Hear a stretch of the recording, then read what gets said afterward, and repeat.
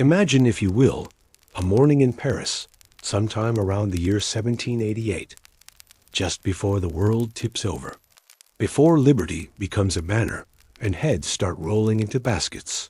For now, it is simply morning, and you are bourgeois, not nobility. Mind you, you haven't got a title, nor a castle, not a real one anyway, but you're no starving peasant either.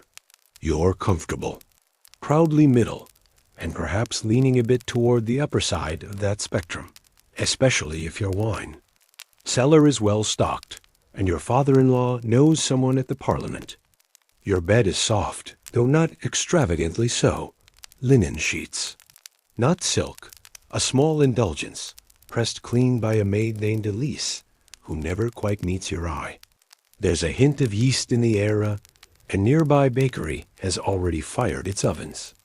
The smell drifts through the cracked shutters, mingling with the distant sound of hooves on cobblestones and the impatient bleating of a goat 2 streets over.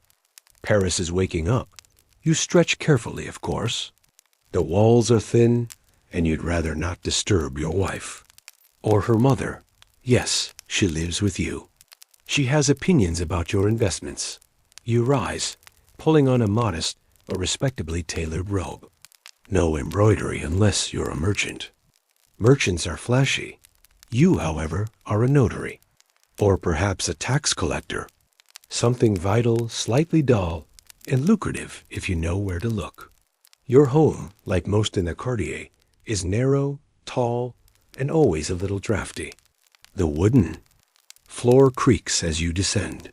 Breakfast waits a crusty wedge of bread, a triangle of cheese, and if you're fortunate, coffee.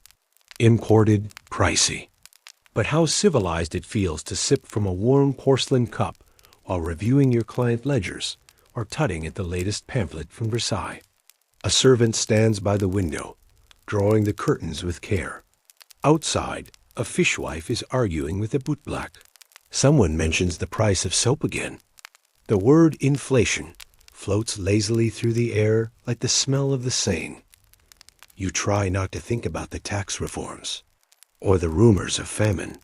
Instead, you glance at your pocket watch, sigh with exaggerated gravity, and prepare for the day now. What does your day look like? Well, it involves paper. So much paper. The ink, the stamps, the wax seals, the endless quills worn to nubs. Your hands are soft, but slightly stained around the fingers. You attend meetings, issue receipts, record debts. You might broker a contract between a spice merchant and a wine importer, or sit through a tiresome legal dispute between cousins over inheritance rights. You nod a lot, you scribble more. It is a life of calculation, not confrontation, of comfort, not chaos. And yet, chaos is knocking. You hear it when a baker raises his voice in the street, when your clerk mentions that his cousin in the countryside hasn't seen flour in days, when your tailor delays delivery, not out of laziness, but because cloth is being hoarded. You hear it in the gossip passed behind fans at salons, in the cautious phrasing of the priest at Sunday Mass, even in the growing boldness of Elise, your maid, who no longer flinches when you complain about the cost of lace. But for now, you push it all aside. You are bourgeois, and surely, the worst will be sorted out by men in wigs and powdered cheeks. After all, this is France. And what is France if not eternal? So you go about your business, dipping your quill, pressing your seal. You plan your summer retreat to the country. You muse about hiring a tutor for your son. He must learn Latin, of course, perhaps even some Greek. That is what cultivates a respectable mind. That and obedience. The day is long, but not unpleasant. In the evening, you dine. Not lavishly again. You are not nobility, but well. A soup, a roasted fowl, something sweet for dessert. Your wife speaks of her cousin's new harpsichord. You nod absently, thinking of your accounts. Later, in bed, she sighs. You murmur that all will be well, And maybe you even believe it. You drift to sleep beneath a sky dimmed by chimney smoke, unaware that in less than a year, this city will tear itself into ribbons, that the cobblestones will run wet, that paper will burn, that comfort, in all its delicate, measured ritual, will soon be branded as decadence. But for tonight, you're still bourgeois. You're still safe. You're still asleep. There is something oddly delicate about being a member of the bourgeoisie in late 18th century France. You walk a line, a narrow one, between deference and disdain. You are not noble, no. You don't trace your lineage back to a knight who spilled blood for Louis the Fat. But you're certainly not common. You own property. You read Voltaire. You pay taxes. Too many taxes, if you're being honest. That is perhaps your most bourgeois quality. A deep, abiding belief that you pay more than your fair share. Let's talk about those taxes, shall we? You pay the tail, the land tax, the gabelle, the salt tax, the capitation, the head tax, the vingtieme, the 20th. You may also be on the hook for local tolls, bridge fees, market duties, and a particularly annoying tax on wine. Meanwhile, the nobility glides by on exemptions, their purses untouched by the fiscal hand of the king. You write letters about it. You attend meetings of the local estates. You discuss reform in measured tones at your favorite cafe. You quote Rousseau when it suits your point. You absolutely never raise your voice. That would be vulgar. Your wardrobe is a study in cautious aspiration. You wear fine wool, perhaps. Imported cotton, clean lines, respectable buttons.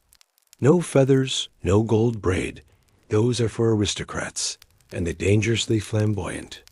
But you polish your shoes. You starch your collars. Appearances matter, especially when respect is the only currency that holds. In the salons, you speak of liberty, of Enlightenment ideals, of reason and science and social contract theory, but always within limits, always with a raised eyebrow and a polite smile. You want change, yes, but gradual, gentle, orderly, and above all controlled by people like you. The problem is, the people don't agree. They aren't patient. They aren't gentle. They're hungry. While you ponder the nuances of a constitutional monarchy over a glass of Bordeaux, the streets bubble with frustration. Bread is vanishing. Grain is hoarded. Wages are flat. Rent is rising. And suddenly, all your carefully worded essays on civic virtue begin to feel like paper boats in a storm. There is a fear that creeps in not. Immediate, not yet but insistent. You hear it when your wine merchant whispers that his barrels were stolen by men with clubs. When the church elder asks for donations not for the poor, but for guards to protect the chapel. When your lawyer friend, who once dreamed of becoming a judge, begins hiding his pamphlets under loose floorboards. Being bourgeois meant believing. In progress, now it begins to mean hiding your silver. You still go to work. You still drink your coffee. You still write essays in clean, deliberate cursive. But your wife watches the streets more closely now. Your son practices fencing a little longer than necessary. Your daughter, once fixated on embroidery, now asks questions about Marie Antoinette. And through it all, you try to convince yourself that you will survive the revolution when it comes because you're reasonable, because you've paid your dues, because you support reform. But the truth, dear listener, is that the revolution will not ask for your credentials. It will not read your essays. It will not care that you quoted Montesquieu before dessert. It will see only the ink on your fingers, the candles in your window, the butter on your bread. It will see that you are not starving. And that will be enough. But for now, sleep. There is still bread in the cupboard. There is still wine in the bottle. And the storm has not yet reached your door. Not yet. Let us now slip further into the day-to-day rhythms of your bourgeois household, where linen is pressed, Kettles simmer, and respectability is maintained with the same careful vigilance as a burning candle in the breeze. You live not in splendor, but in practiced comfort. A townhouse, perhaps 3 stories tall, its upper windows framed in aging shutters, its floors uneven from centuries of lives lived quietly. The ground floor is practical storerooms, perhaps a shop if your income includes trade. The upper floors are your domain, with parlors for guests and bedrooms for family. The highest room, just beneath the slate roof, is reserved for the help. There is a maid, always a maid. Hers is a life of discreet movements and wordless attentions. She knows your preferences before you speak them. She remembers how your father liked his coat folded. She remembers when the first whispers of discontent started appearing in the markets. And she watches your unease with the quiet interest of someone who has never once assumed herself untouchable. Your wife manages the household accounts with methodical grace.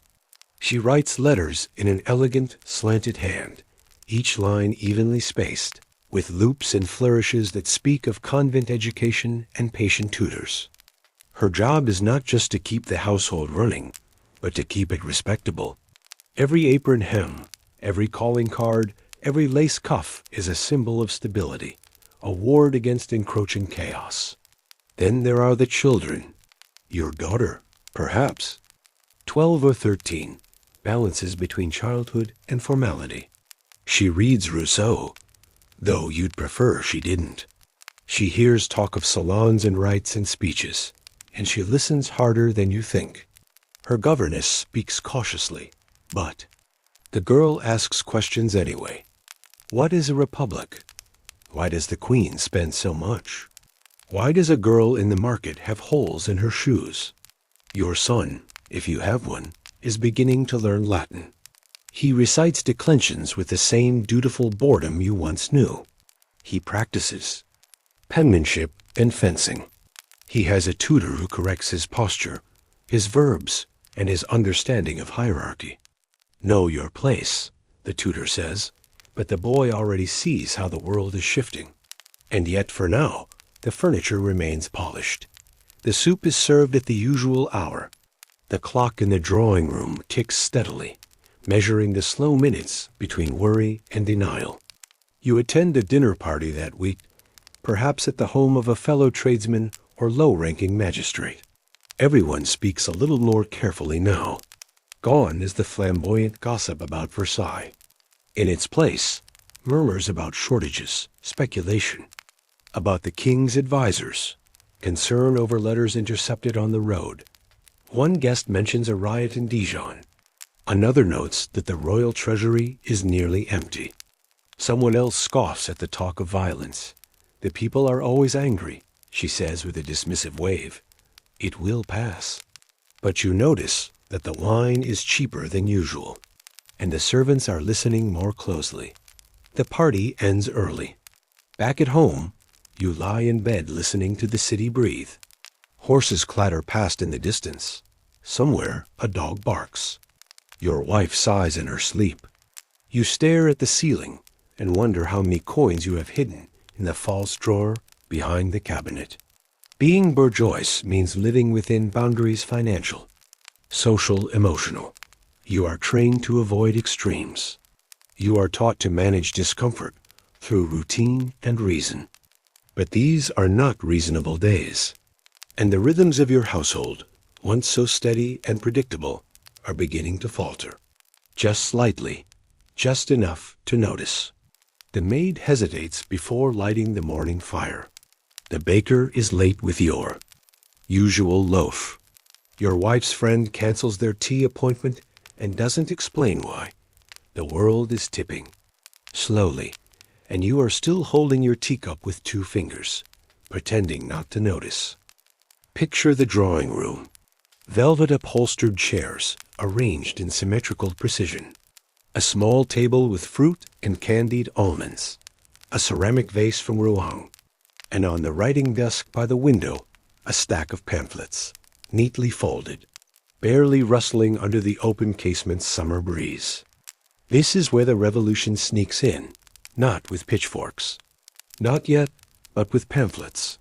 You've read them, of course. Who hasn't? They're short, punchy, and printed on cheap paper that leaves smudges on your fingertips. There are endless. Tracts circulating, now some railing against the price of bread. Others mocking Marie Antoinette with caricatures so rude they make your ears turn pink. You disapprove, naturally, but you keep reading. A favorite of the moment is by a priest named Abbé Size. "What is the third estate?" he asks. You remember the answer. It's the kind of slogan even a bourgeois can't forget. Everything, nothing. Something. Or was it everything? But shackled, you'll have to reread it. You made a note somewhere in the margins. Your friends at the coffee house are talking about Rousseau again.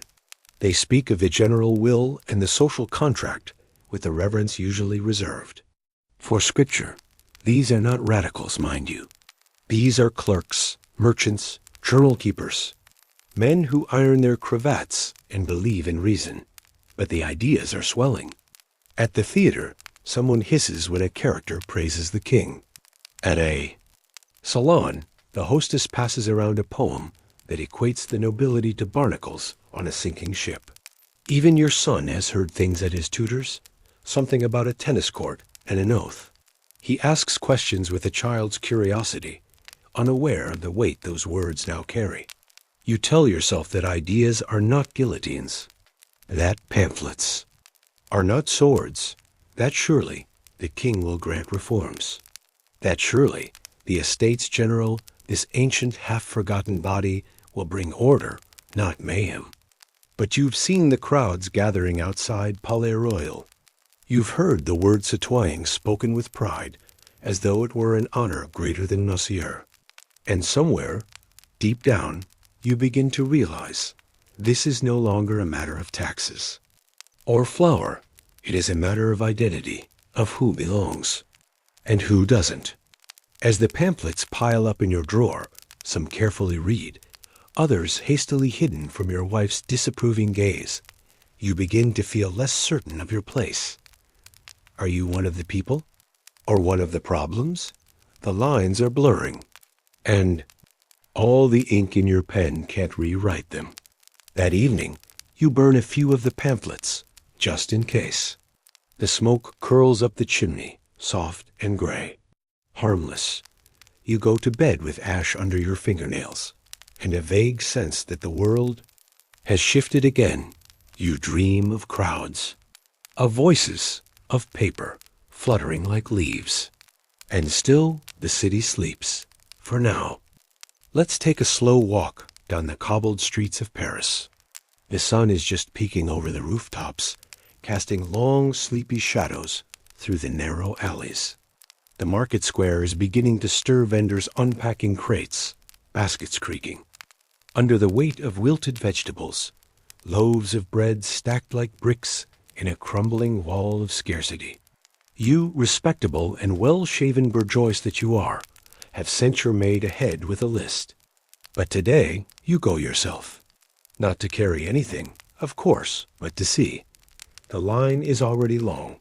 It curves around the baker's stall like a coiled ribbon. Women stand quietly, arms folded. A child clutches a copper coin like it's made of glass. One woman has brought a chair. She's knitting slowly, rhythmically, each stitch a small act of defiance. The air smells of yeast, sour milk, and impatience. You overhear the murmurs. They say the flour's being hoarded. No, it's the nobles. They're shipping it out. Someone saw carts leaving the Hotel de Ville in the night. It doesn't matter whether it's true. What matters is that it's being said. That hunger is now more than an inconvenience. It's a cause. And causes, as history often shows, are rarely tidy. You eye the bread prices on the little chalkboard. Up again, and lighter loaves, chew more air than grain. Bread has become a measuring stick for the people's mood. And lately, it has not measured well. In your pocket, you have enough coin to buy a private stock, if you want it. There are ways discreet. Bakeries behind locked doors. But even that feels risky now. Better to stand and wait. Better to be seen. Better to be quiet. You spot a face from church. He nods, cautiously. You nod back, and the exchange is worth more than bread. It's a gesture of shared fear. You remember the days when food shortages meant charity galas. Now, it means barricades. Across the square, a soldier stands guard, not with menace, but with fatigue. His boots are worn. His musket, though polished, hangs loosely from his shoulder. He's not here to suppress. Not yet. He's here to watch. To listen. To bear witness as something invisible begins to accumulate in the air. Resentment. It drifts like dust settling on skin, on shoulders, on hearts. Your maid returns with 2 loaves and a frown. She says nothing. You say nothing. Together, you walk home through a city that seems to flinch with every bell that tolls. Back in your parlor, you slice the bread. It's coarse. You chew more than you taste. Your wife butters hers carefully, as if delicacy might stretch it further. At the window, your daughter watches the square with interest. They're shouting near the Palais again, she says softly. You nod. Of course they are. And as the evening settles in, and the city exhales another day of unspoken tension, you begin to understand that scarcity has changed more than the stomach. It has changed the tone of dinner conversation. It has changed the eyes of your neighbors. It has changed you, not visibly, not dramatically, just enough. Enough to count every crust. Enough to wonder when waiting in line will become marching in one. Now let us tiptoe gently, of course, into the salons and sitting rooms of the other side, the side with satin, the side with powdered wigs, the side where the air is thick with rosewater and detachment, the aristocrats. They were the sun around, which your bourgeois world revolved, always visible, always just out of reach. And now, like a chandelier with a fraying chain, they're beginning to sway. The Marquis still holds his soirees. The Duchesse still orders lace from Lyon.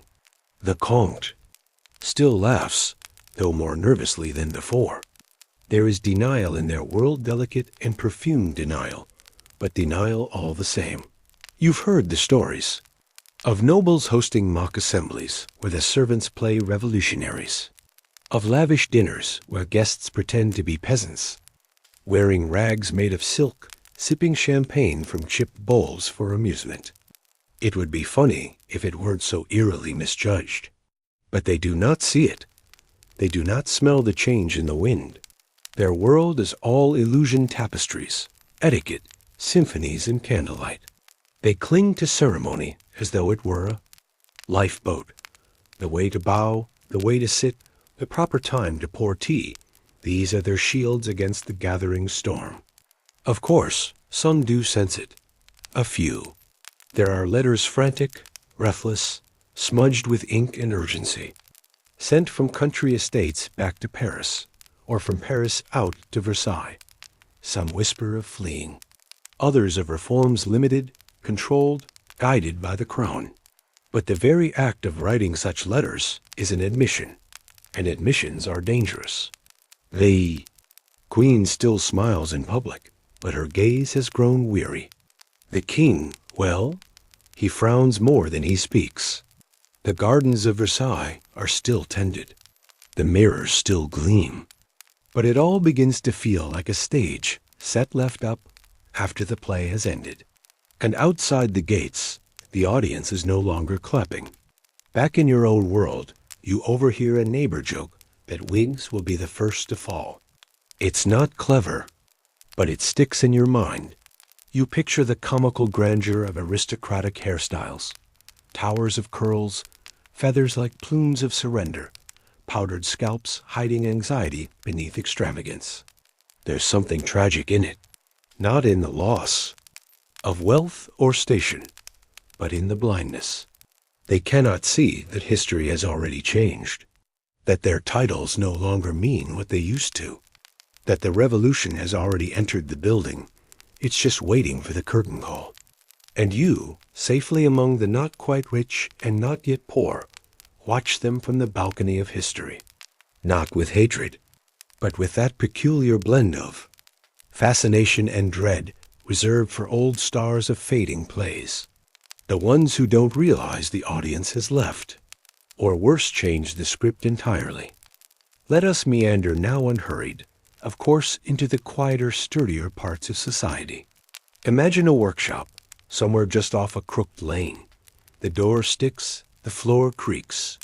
The windows don't quite shut, but inside it is warm, and the tailor's needle flicks with steady rhythm through the dim morning light. This is where the real heartbeat of France lives.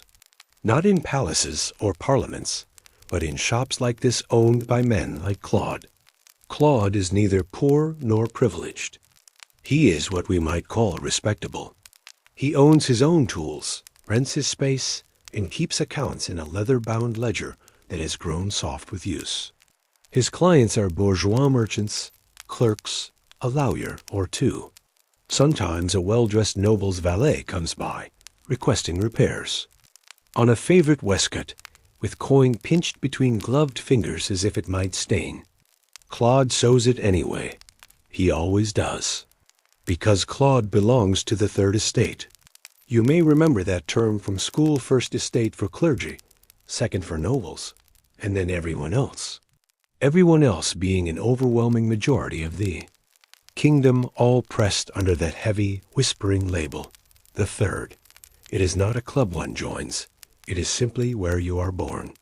And for Claude, it means taxes. A lot of taxes. The land tax, the salt tax, the road labor requirement, the royal tax, the church tithe. Even his wine is taxed, though he can only afford the weakest vintages. Each coin he sets aside is already promised to someone else before it ever clinks into his till. And unlike the nobility, Claude cannot appeal for exemptions.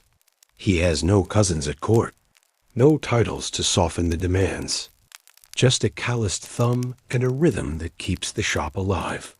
His son sweeps the floor between customers. His wife boils starch in the back room. His daughter embroiders initials into cuffs by candlelight. And still, it is not quite enough. Each month, the numbers don't add up. Each week, he thinks about raising prices. And each time he looks at the customers, at their tired eyes and patched pockets, and he doesn't. But lately, something else has crept in. Something even more unwelcome than inflation. Questions. At the tavern, someone speaks of rights. At church, someone mutters about pamphlets. In line at the tax office, someone wonders aloud why the Duke's hunting dogs eat better than their children. Claude doesn't like politics, never has. But when his friend down the street is fined for baking his own bread outside the guild rules, Claude listens a little harder. And when the printer's apprentice hands him a folded sheet with bold lettering, what is the third estate? Everything. Claude folds it into his coat pocket instead of throwing it away. He reads it at night, once, twice, then again. The words are not poetic, but they are clear. And clarity is more dangerous than rage, because now Claude sees his taxes differently, his stitches differently, even his shop's location not on the best street, not near the center, but tucked away, out of sight as something deliberate. The world, he realizes, is arranged like a set of shelves, and he is on the bottom, bearing everything else. The next morning, Claude sews as usual, but his needle pauses more often. His mind is louder than his thread. And somewhere in Paris and Lyon and Bordeaux, and 100 villages with names, history forgets. 1,000 other Claudes are thinking the same quiet thoughts, that they are not just the workers, they are the weight. And the weight is shifting. We drift now into a grand echoing chamber, not a palace, but not quite a parliament either. It's 1789, and something is happening that has not happened for over 175 years. the estate's general. A name that sounds official, solemn, almost sleepy. But don't be fooled. This meeting is a crack in the stone. And through it, the revolution begins to whisper. Picture the hall. Vast, chilly, the kind of place where whispers bounce off marble. Delegates from all three estates gather here, clergy, in solemn robes, nobles in powdered splendor, and a crowded, uneven mass of the third estate dressed with less certainty but more purpose. It is meant to be a consultation. The king, struggling with a treasury that leaks like a rusted bucket, has called them together to discuss, well, money. He expects to speak, to be obeyed, and to return to hunting. But something strange is happening. The third estate is not behaving. They are debating, writing, demanding. Imagine one of them perhaps a lawyer from Toulouse, or a schoolteacher from Tours standing, with ink-stained fingers and trembling voice, insisting on the simple idea that votes should be counted by head, not by order. It is such a small, rational thing. But in a system built on imbalance, rationality is a threat. The nobles murmur. The clergy fidget. The king pretends not to notice. And so the debates stretch on. Weeks pass, tempers fray. One day, the doors to the hall are locked. Just locked. No explanation. And so, the members of the third estate gather elsewhere in a tennis court, of all places, and swear an oath. A solemn, binding promise. They will not disband until a constitution is written. No one cheers. It's not that kind of moment. But it is seismic. They call themselves the National Assembly. The others scoff. The king frowns. But history listens. Because now, for the first time, a group of French citizens have declared that they are more than subjects, that they are sovereign. Not through violence, not through war, but through words, through persistence, through the quiet power of staying put. Back in the cities and towns, news of the oath spreads. Not through newspapers, those are still slow and censored, but through letters, rumors, tavern songs. And in shops and kitchens and workshops, the people begin to feel something shift. They can't yet name it, but it smells like whetstone before. A storm, like something long buried beginning to breathe. Like history being rewritten not in palaces, but in places like this. Let us now turn our gaze away from marble halls and into kitchens, if they can still be called that. Picture a modest Parisian home.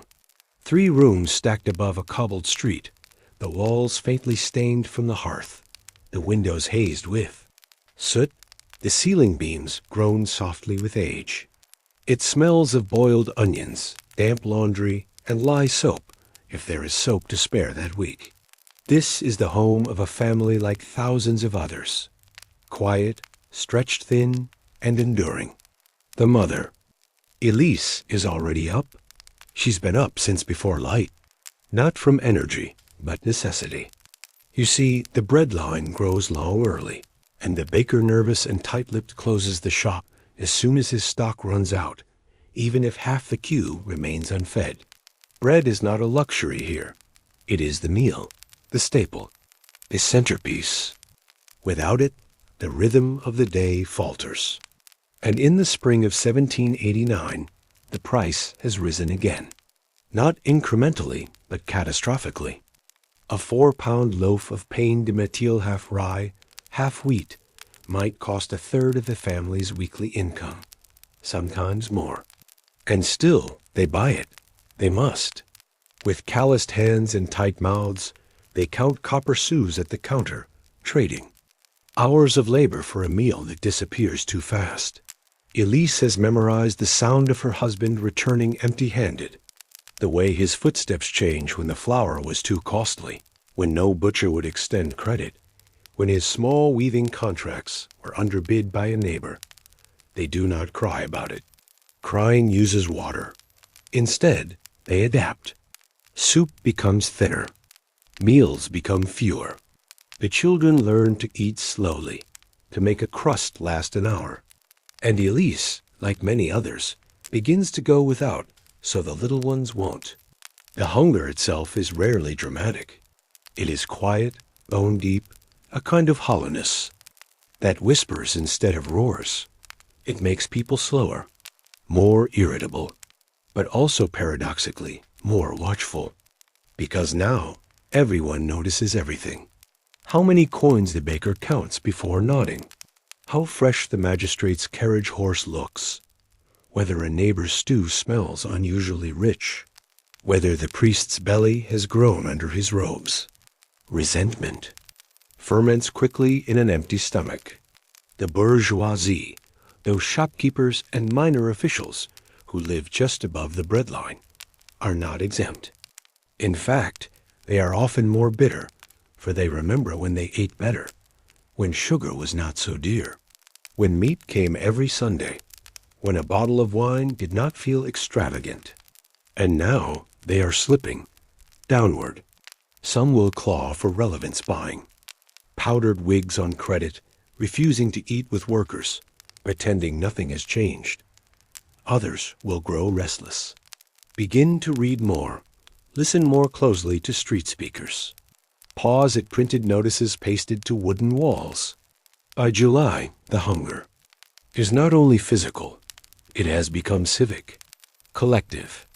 It moves like smoke, silent and invisible, curling into places it should not be. In the cafes, the talk has changed. Less gossip, more grievance. At the markets, fists clench quicker. In the bread lines, patience wears paper thin. And the word, justice, begins to sound less like a principle and more like an ache. Bread is still bought, but never broken. Not in joy. Not in peace. And on one day, not far from now, it will become more than food. It will become a reason, a spark, a symbol. But for now, Elise returns home, a cloth-wrapped loaf clutched tightly. Her children rush to greet her. Her husband sighs with relief. 4. One more day, they will eat. But she knows so do they all that this cannot last. Something is coming, not yet revolution perhaps. But hunger is patient, and history is often born in empty kitchens. The day begins like many others humid, humming, and heavy with the threat of something not yet named. Paris wakes up slowly. The air is already thick, and the sun has a metallic glare, bouncing off the Seine like a dull blade. Shops creak open. Vendors begin their calls, the usual rhythm slightly offbeat. But the city is not calm. Whispers have become shouts, and the crowd outside the Hotel des Invalides has grown. Determined, let us not stand above them, analyzing. Let us drift into the crowd, find someone to stand beside. There's Jean, a young man with a stonemason's arms and a weaver's heart. He didn't mean to be here today, but his cousin mentioned. Rifles being hoarded, and suddenly Jean found himself walking, not with purpose, but with the strange pull that comes from hope disguised as rumor.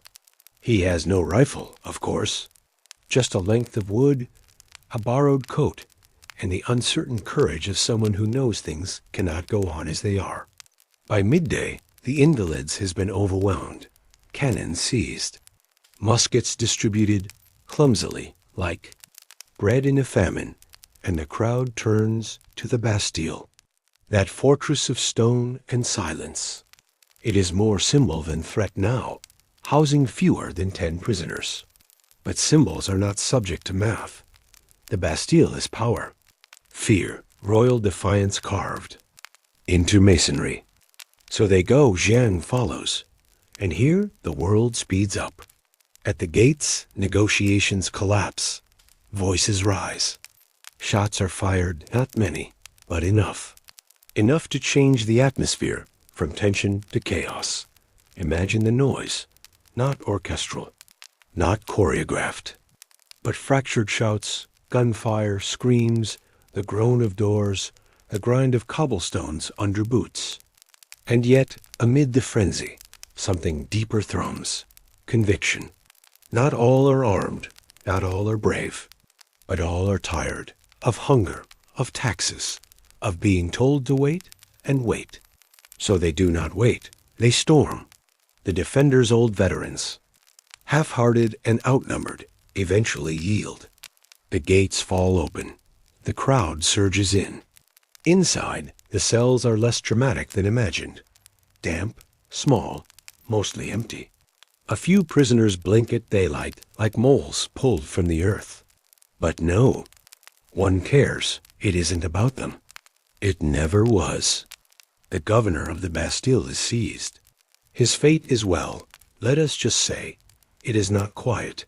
But even this violence, though brutal, is almost ritualistic. The kind born not of bloodlust, but of long-denied agency.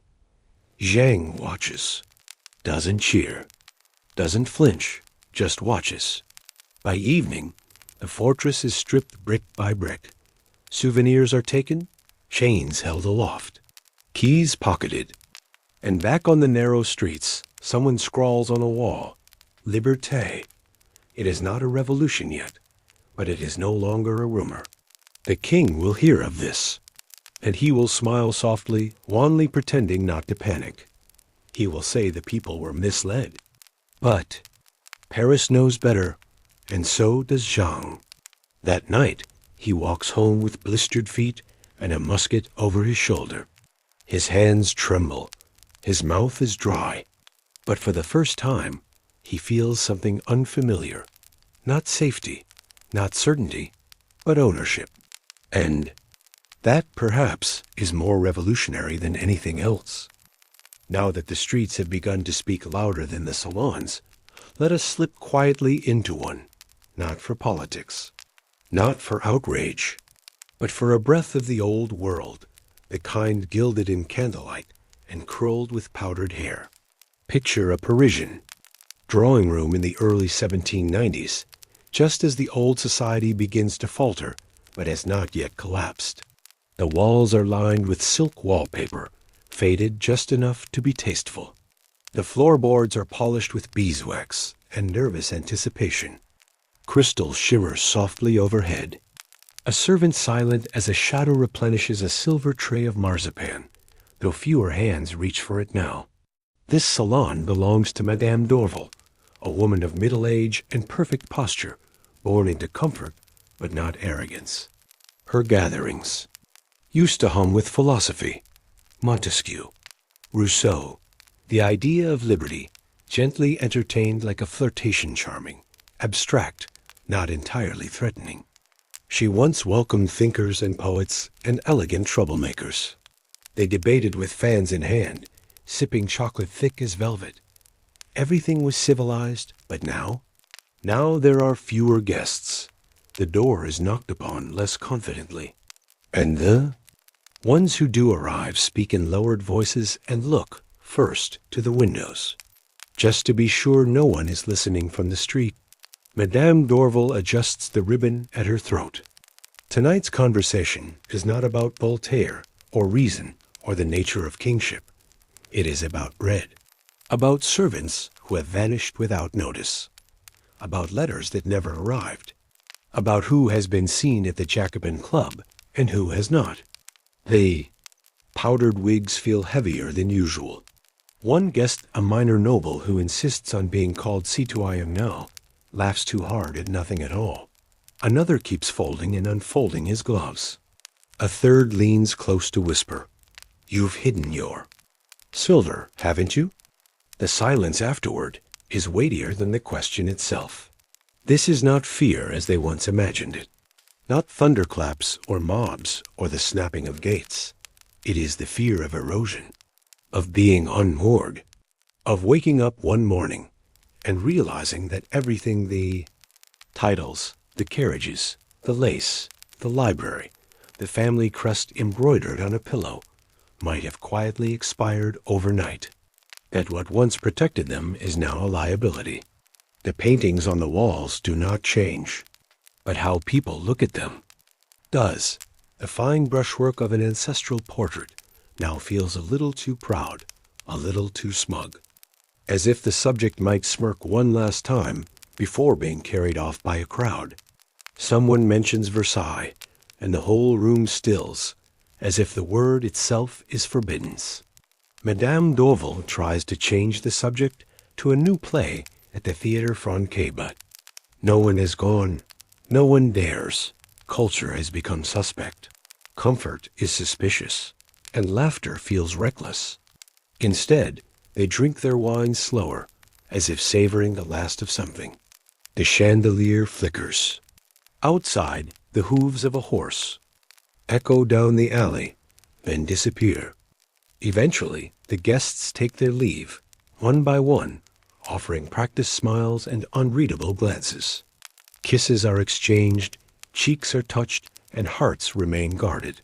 When the door closes for the last time, Madame d'Orval exhales and sinks into her chair. The servant enters quietly to clear the tray. He, too, knows this world is ending. She removes her earrings with trembling fingers. Once she hosted salons that made ministers pause. Now she listens for footsteps in the dark. And still, she will host again next week. Because what else can she do? In a world unraveling, rituals become a kind of resistance, even if the revolution knocks just 3 streets away. Let us imagine now the quieter revolutions, the ones carried in satchels, tucked beneath wax seals, and slipped through iron grates into trembling hands. Letters, they were once the threads that held France's bourgeois society together. Between city and country, family and friend, Paris and the provinces. They carried court gossip, business arrangements, love, warning, and pretense. But in these days, especially the uneasy, in-between days of the early 1790s, letters have become unpredictable companions. Sometimes they arrive too late, sometimes not at all, and sometimes, worse still, they are read by someone they were not. Meant for, picture a man named Laurent, a former clerk, now displaced by the closing of the office where he worked. He lives alone, and the silence of his room is interrupted only by the ticking of a chipped mantel clock and the scratch of his pen. He writes to his brother in Lyon, asking whether the family's books have been hidden, whether the painting of their grandfather should be buried in the cellar or burned outright, whether he's heard news from the assembly that didn't make it to the newspapers, which are growing thinner, more careful. He seals the letter, but even as he walks it to the post, he knows the journey is no longer neutral. The postal service, once a bland machinery of quills and ledgers, is now a landscape of suspicion. The Committee of Public Safety, such a gentle sounding, named for such a formidable institution, monitors, more than enemies, it monitors words, particularly the kind written in longhand behind locked doors. Laurent hesitates at the box. He hesitates longer than he used to. There is no one watching, probably. Still, he chooses to post it. And the letter's fate? Uncertain. Some couriers are loyal, of course, diligent, professional, discreet. But others, well, some have learned the value of an opened envelope, the way a single phrase, "I fear the streets at night," can be interpreted as sedition or sympathy, or both. So letters are delayed, some are altered, and some never reach their destination at all. In the country, Martine waits for her sons. Reply. She reads and rereads the last letter he sent 4 months ago, describing the rationing in Paris, the cold, the talk of something grand and dangerous on the horizon. She does not know he was arrested for speaking too freely in a tavern. She does not know the words he used. She only knows silence, so she writes again and again, each letter shorter than the last, as if the words themselves are becoming afraid. Letter. Writing, in this time, is both necessity and risk. It is the comfort of a familiar script and the terror that someone else may read it first. Whole stories disappear between sender and recipient, births unannounced, deaths unnoticed, warnings undelivered. One man learns of his brother's execution by overhearing it at the market from someone reading aloud the public register. He does not cry. He simply walks home, burns a half-written letter, and does not write again. So much of the revolution is loud, drums, speeches, crowds, but some of it is this: the quiet cessation of correspondence. The paper turned to ash in a cold hearth, the ink drying in a pen unused. In a world turned inward, even the smallest voice, inked in sepia, folded carefully, can carry the weight of treason, or tenderness, or both. And still, people write, because they must. Because silence, too, can be dangerous. And the revolution listens, even when no one speaks. Let us open a cupboard, a modest one, lacquered with the soft sheen of age, set into the wall of a Parisian townhouse. The kind of home where generations once believed they might simply carry on reading the newspaper in the parlor, darning stockings by the hearth, and dining at precisely 7. But the revolution does not announce itself only with bayonets and barricades. Sometimes it sneaks into the kitchen first. You wouldn't expect that, would you? And yet, the pantry says everything. Before, it held variety. Little glass jars labeled in curling script: cinnamon, nutmeg, cloves, a tin of almonds, a wheel of cheese wrapped in linen, dried cherries from the south, a dusty bottle of fortified wine saved for good news. And now it holds mostly air and flour, if you're lucky, a few shriveled onions in a netted bag, a bit of salt, a crust of bread that is already whispering into staleness. No more chocolate, no more fine oils. The coffee has been replaced by a bitter root you pretend is close enough. You brew it anyway. You don't starve not in the dramatic way of revolutions, but you begin to notice the narrowing. Each morning brings a new negotiation. You stand in line. You carry a basket that grows lighter, not heavier, by the time you return. You learn that eggs are sometimes more valuable than words. That sugar, if it appears at all, is spooned out like treasure. You give up cream, then butter, and the idea of dessert altogether. The revolution is happening in the pots, in recipes, rewritten around absences, in stews stretched thinner than they ought to be, in the tired look of the grocer, who used to joke with you about politics and now only shrugs. No one jokes anymore. It's not just the lack of food. It's the disappearance of ceremony. Dinner used to be a performance, the folding of napkins, the clink of silverware, the seating arrangement observed with the precision of military order, candles, conversation. Now meals are silent, practical, the plates chipped, the table less set, more survived.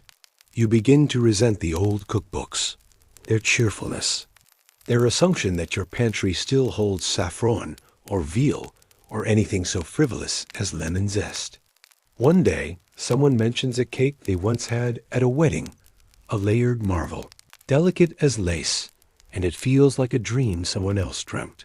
You smile and nod as if you remember it too. But really, you can't imagine it anymore. The body adapts, it always does, but something else shifts too. The hunger that comes from your belly is manageable, but the one that comes from absence, from the slow erosion of comfort, flavor, and shared experience, that one lingers longer. Even the servants are hungrier now, if you still have them. Many left long ago. Some joined the movement. Some simply vanished. You might try to cook for yourself. You might make something humble and warm a broth, perhaps, and for a moment. In the steam and stillness, it almost feels like before. Almost, but the broth tastes thin, and so does memory. You wrap the leftover crust and tuck it carefully back into the cupboard, knowing you'll need it. And when you close the door on the pantry, you feel again the unmistakable truth that everything is narrowing, not just the ingredients, but the world. Let us look downward for a moment, at your feet, at your shoes. They've carried you across cobblestones, through boulevards wide and shaded, into opera houses and out again. They've creaked gently beneath polished floors and clacked confidently through marbled halls. Once they shone. Now they are tired. The heel worn uneven, the leather beginning to crack along the sides as if sighing. The laces frayed. It's not yet disaster. But you notice? Once, a trip to the cobbler would have been routine. A small luxury, but not extravagant. He would have taken them in hand, turned them over thoughtfully, and promised them back in 2 days. Good as new. But he's gone. The cobbler's shop, once so familiar smelling of glue and worn wood and leather polish, is shuttered, the sign removed, the window dusty. You pause before it once, as if expecting someone to step out and greet you, apron dusted in scraps, eyes kind. But no, perhaps he left the city, or was drafted, or something else. One doesn't ask too many questions these days, even about shoes. So, what do? You begin to tread more carefully. You try to avoid puddles. You step around stones. You walk slower, hoping your weight distributes evenly, that the seams hold just a little longer. You think about the ridiculousness of it. The revolution, so grand, so explosive, so immense in scope reduced in this moment to whether or not your soul will give out before next week. A cousin of yours from the countryside once said, "You'll know how far a man's fallen by how often he checks his shoes." And here you are, checking them daily, trying to remember how long you've had them, wondering how long they might last. You pass others whose shoes are worse. Some walk barefoot now. Some bind their feet in cloth. Some have cobbled something together, from rope and worn-out slippers. It is not uncommon to see a man with fine lace cuffs, and sawls flapping like flags beneath him. There is a quiet solidarity in it, everyone looking down, everyone pretending not to notice. The shoes become metaphors, naturally, for station, for decline, for the journey they've unwillingly taken. You meet an old friend on the street. She notices your shoes, and you notice hers. Neither of you speaks of it. Instead, you nod politely and comment on the weather. The rain has been light, thankfully. Damp feet would be the final insult. You once mocked a pamphlet that claimed the bourgeoisie would walk barefoot before the king lost his crown. At the time, it seemed absurd. Today, it feels like prophecy. You sit by the fire that night and oil the leather carefully, though you know it's a delaying tactic. You tuck a bit of paper into the heel, hoping it might cushion the wear. You look at your shoes and think, "I never thought I'd know them this well." And then you place them neatly beside the bed, like an offering to an indifferent morning. Tomorrow you'll wear them again. Because you must, because they are what you have. And because in a city where the ground itself is shifting, even worn saws are something to stand on. Picture the drawing room, its once gleaming floorboards and embroidered draperies, the slightly musty scent of old paper and perfume, of polished wood and lemon wax. This is the room where time used to unfold gently, marked by tea trays and distant. Piano music. You knew this place. It's where your mother played cards with her friends and laughed too loudly. Where your father, cigar in hand, delivered long and pointless speeches about trade and taxes. Where young cousins squirmed during visits, their ankles itchy in wool stockings, desperate to escape the adult conversations. The drawing room more than any other space once defined your world. It was a theater of manners. It was where reputations were made and unmade, where someone's latest hat drew murmurs of admiration or thinly veiled jealousy, where the order of seating, the tilt of a fan, the inflection of a greeting all meant something. It is also where you used to feel safe. Now the drawing room is quiet, too quiet, not serene, not calm, just subdued, like it's holding its breath. The chairs are still here. The sofa remains, with its ever so slightly faded upholstery.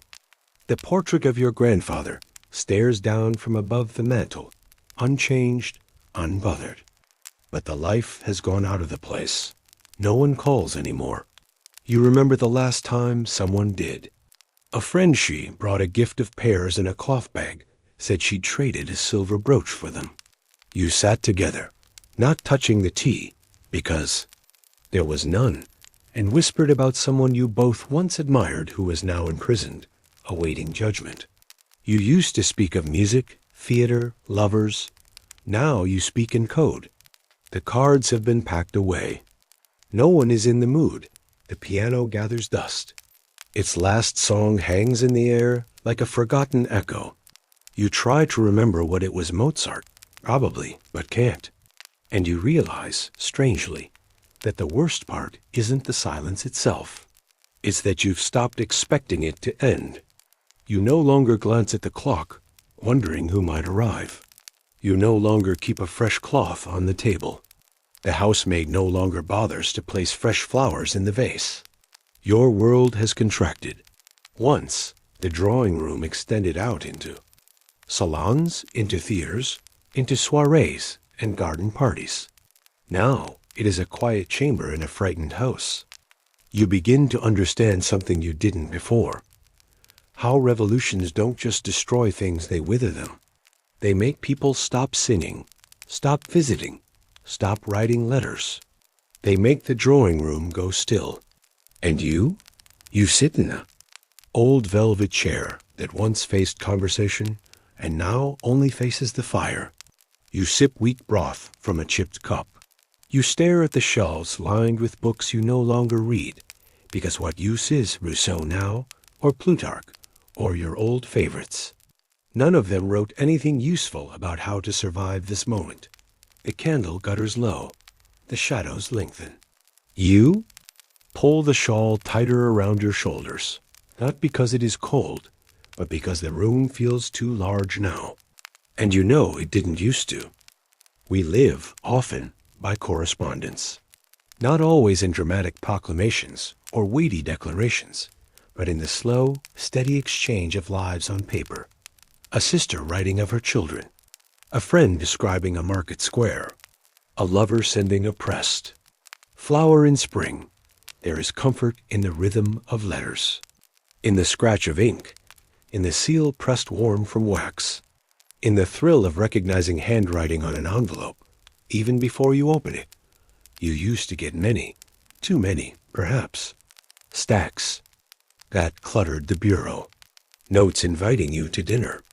Requests for support or patronage, or just the pleasure of your company.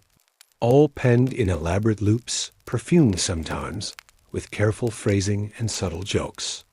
And now? Now the bureau is empty. Days pass without a single knock at the door. The postman comes less frequently. His satchel, once overflowing, seems lighter with each visit. You look at him through the window and wonder, has he lost weight? Or is it just the burden of bad news that makes him seem so bowed? The last letter you received came 3 weeks ago, from an old friend who fled to Bordeaux. She wrote of her uncertainty, of the fear that the roads were no longer safe. She described a checkpoint near Orleans and how her husband was stopped and searched, how he smiled, politely, and how that might have been his only mistake. She asked you to burn the letter after reading it. You didn't. It sits in your drawer, now folded neatly. You read it each night, as if it might reveal more than it does. Silence is louder than ink, you learn. You begin to imagine the letters that aren't coming, messages that were never sent, or were intercepted, or were too dangerous to write. You try to guess what your cousin in Lyon might say, or what your uncle, once a magistrate, might confess if he dared to post a card. Sometimes you write letters. Anyway, you address them, you seal them, and then you hide them in a box, afraid to send them, afraid someone might read them and misunderstand a word, a tone, a name. Language has become dangerous. Even affection can be incriminating. So instead, you write in riddles. You quote poetry. You use nicknames no one else knows. You ask about health, about the weather, and never mention the revolution. Which, of course, is the only thing anyone is truly thinking about. You used to believe history was something made by men in wigs and powdered faces. Now you realize it's made by empty mailboxes, by the words left unsaid, by the messages never sent. You begin to talk to yourself more. Not out loud, no, not yet, but in your mind, rehearsing letters you'll never write. Composing replies to questions no one asked. The world used to feel connected. Now it feels like everyone lives on an island. You miss the paper, the weight of it, the texture, the quiet crackle as it folded. But more than that, you miss the voice inside it, the echo of a person far away, yet close enough to be real. You sit by the window, watching the street, and hope, foolishly, that tomorrow might bring something. Even just a note, even just a line, even just, "Are you well?" Imagine it's early morning, before the sun has properly risen, before the smells of the city have quite gathered their usual weight. The streets are still slick from an overnight drizzle. Somewhere, a dog barks once and then decides against it. The stone gutters are lined with damp leaves, bits of straw, and the occasional breadcrumb left behind by someone who couldn't afford to waste it. You are heading to the market because, well, you must. Even those born into drawing rooms and fine china must eventually brave the cobblestones. The cook is gone. The maid's cousin, who now sleeps in the servant quarters, claims not to know the difference between lentils and leeks. So it's you. You in your once fine shoes and a cloak that used to be fashionable last season, perhaps the season before that. Your gloves are mended with tiny, precise stitches. The sort of repair you used to pay someone else to do. The sort of flaw you used to judge others for. The basket on your arm is light, too light. You pass shuttered shops, some closed for good, others merely pretending they'll reopen. The baker you used to frequent now sells mostly air and hopes. His bread, if you can call it that, is a narrow, sullen thing, more crust than crumb. Still, he greets you with a tired smile. You both pretend this is normal. At the market square, things are changed. It's not just that there are fewer stalls, or that the vendors' voices are quieter, less boisterous. It's the tension, a tautness in the air, a sense that anyone could accuse anyone, at any moment, of hoarding, of overcharging, of counter-revolutionary intent. You see it in the way women clutch their purses tighter, the way men keep their coats buttoned all the way up, even though it's not particularly cold, the way people no longer linger in conversation. Everything is hurried, hushed, heavily watched. You approach a stall that claims to be selling onions, though the basket is nearly empty. The seller, a woman with sleeves rolled to the elbow and a scowl set in stone, eyes your clothes with suspicion. Not disdain, precisely. Just that slight lift of the brow that says, "You're not one of us, and you're not. You're trying to be, but your vowels betray you, your posture." The tiny pearl button at your throat you forgot to remove. It doesn't matter that you've lost your servants, that your husband's business was seized, that your salon gatherings have become whispers. In the dark, you still look too clean. You buy 2 onions. You don't haggle. You don't dare. There's a man at the next stall arguing about the price of eggs, and everyone's watching him a little too closely. He keeps talking, too loudly, about fairness, about injustice. You can feel it in your bones. He's one sentence away from someone calling over a soldier. You walk away quickly. At the fishmonger's stall, there are no fish. Only the smell remains.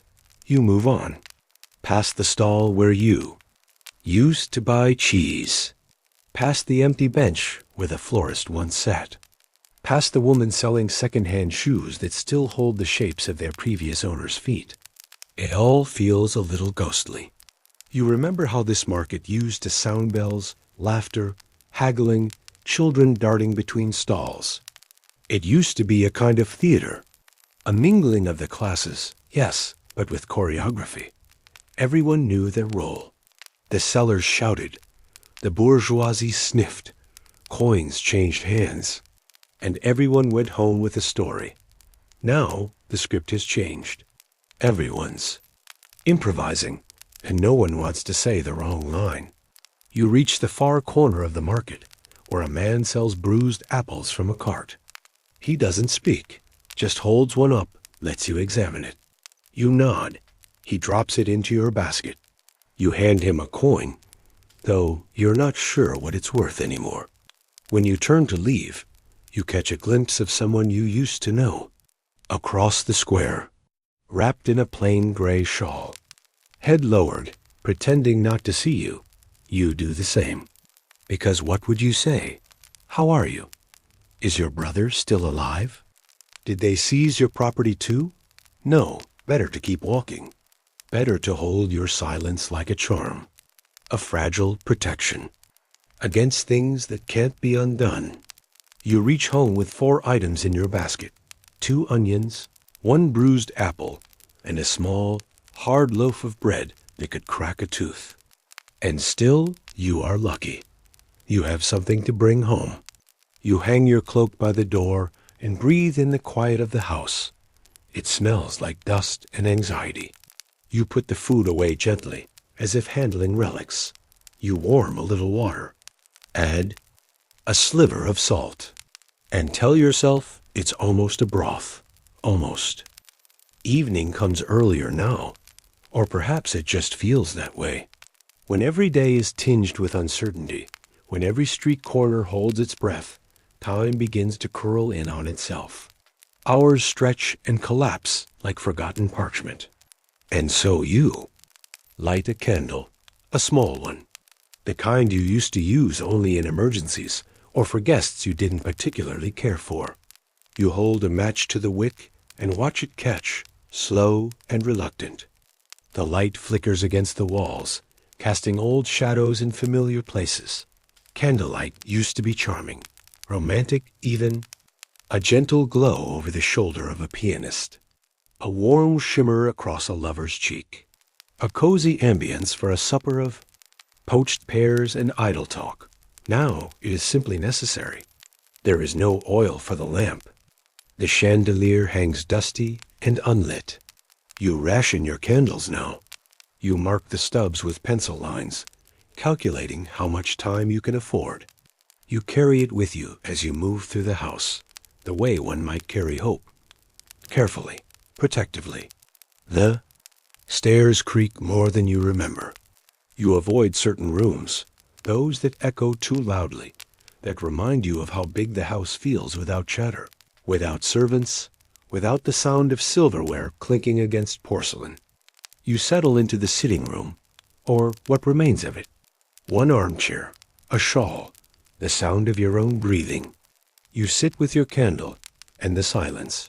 It is not peaceful, this silence. It is thick, almost physical, like a second curtain drawn over the world. You think of people you used to know where they might be now, if they have candles of their own, if they sit, as you do, quietly, pretending not to worry, pretending that tomorrow will bring light. Outside, footsteps pass. Not hurried, but not idle either. You listen. You do that more now. Listen. You've become attuned to noises. The creak of your own floorboards. The groan of a door settling in its hinges. The rustle of paper. The scratch of a mouse behind the wall. These sounds have become companions. You pick up a book, but do not read it. The candle's glow is too dim, and your eyes too tired. Instead, you hold the book as a gesture, a signal to yourself that you are still the sort of person who reads, who has books, who once believed that stories mattered.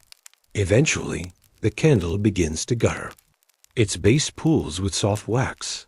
Its flame dances madly, as if aware of its own. Fate, you hold your breath as it flickers, flickers again, and then steadies. But only for a moment. You do not replace it. You let it burn down, all the way, watching as the room slowly dims.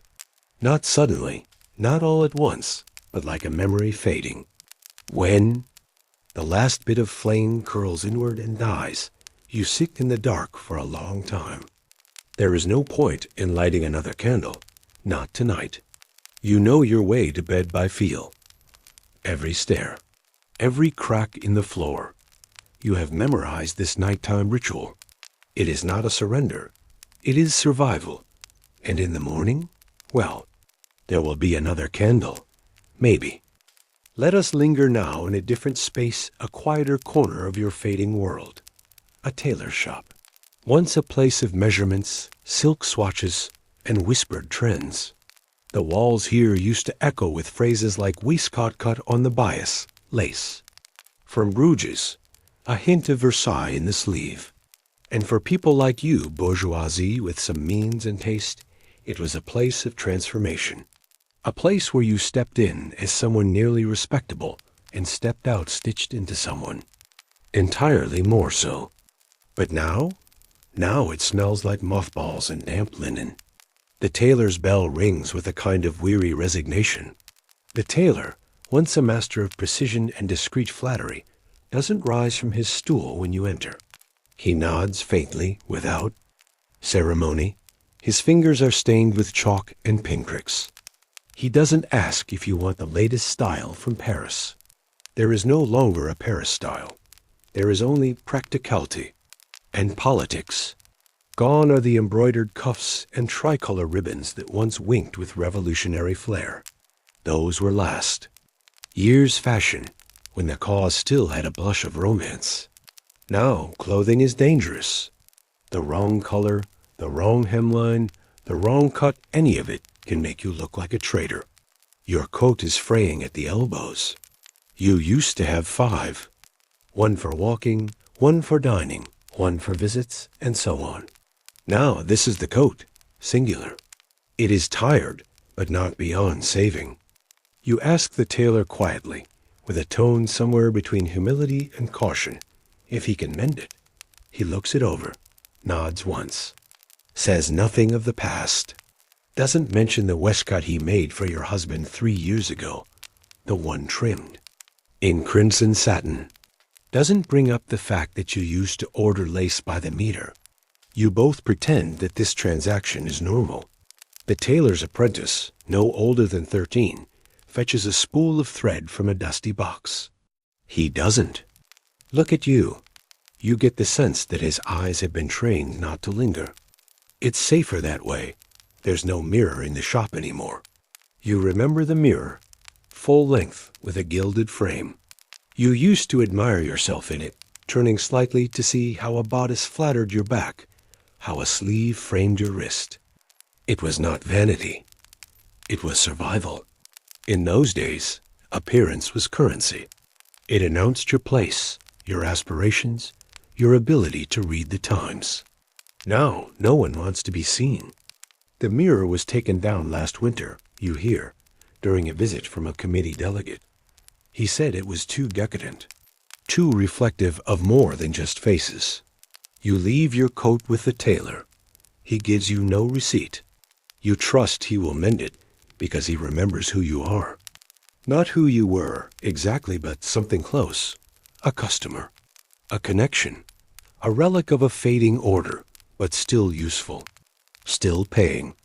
As you walk back through the street, you pass others whose clothes tell their stories. There's the former clerk, in a threadbare tricorn, its edges singed from some unknown mishap.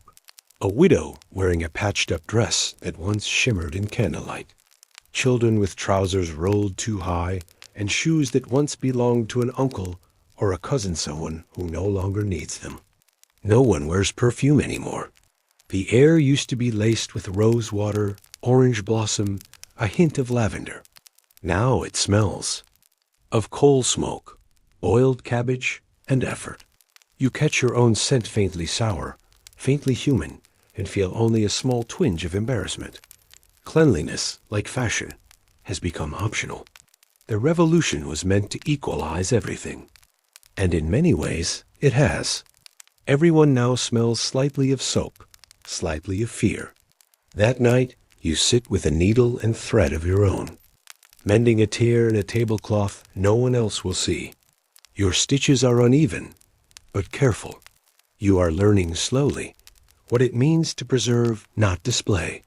Fashion has not vanished. It has merely gone underground. In the privacy of your mind, you still compose outfits, still imagine matching shoes with a cloak, a bonnet with a ribbon. But in daylight, you dress as neutrally as possible, as invisibly as possible. Because in this world, being seen is no longer a luxury. It is a risk. There was a time not long ago, but already fading, when the heartbeat of your world pulsed inside a well-appointed salon. Polished wood, porcelain teacups, gentle laughter drifting through the windows, ideas swirling like smoke, rising from polished tobacco pipes and powdered wigs. The salon was your haven, your court, your battlefield of wits. It was where the world was interpreted, dissected, and reconstructed over orange blossom tea and almond biscuits. And now, silence. The armchairs are still there, though one has lost a leg. The bookcase leans slightly, its volumes thinned, some burned for heat, others sold for bread. The curtains are closed during the day, not for warmth, but for secrecy. The salon has become a memory. In better days, you hosted evenings for 12, sometimes 20, philosophes, artists, a distant cousin of Voltaire's valet, a writer who published anonymously and always brought a pie. You debated Rousseau, praised Diderot, puzzled over Locke. Once you even argued mildly, politely about the merits of monarchy. How bold you felt. You sip tepid water now, in that same room, the porcelain cup chipped, the biscuits long gone. Conversation is too dangerous, not just because people might disagree, but because someone might listen, someone might report. Words have become loaded things. Even silence feels political. You still hear the ghost of old arguments. The voices of friends now vanished. Some left Paris. Some joined the committee. One was arrested. Her only crime, it seems, was quoting Montesquieu at the wrong dinner. You no longer speak names out loud. The walls are thin, and loyalty is fluid. You think of Madame Roland, dragged from her salon to the scaffold. Think of how quickly a clever woman becomes a dangerous one. There is dust on the piano. Its keys have yellowed slightly, and no one has played it in months. It waits, like everything else, for a future that may never arrive. You pick up a book and pretend to read.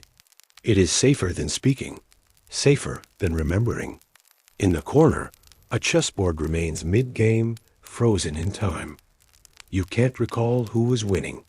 Probably you. You are good at anticipating moves. Not good. Enough, the salon door is kept locked now. Not that anyone knocks, but it's a ritual, like watering a dead plant or setting the table for someone who won't return. You light a candle, place it on the mantel, and sit in the silence. Once, this room was full of light. Once, it was the engine of your identity.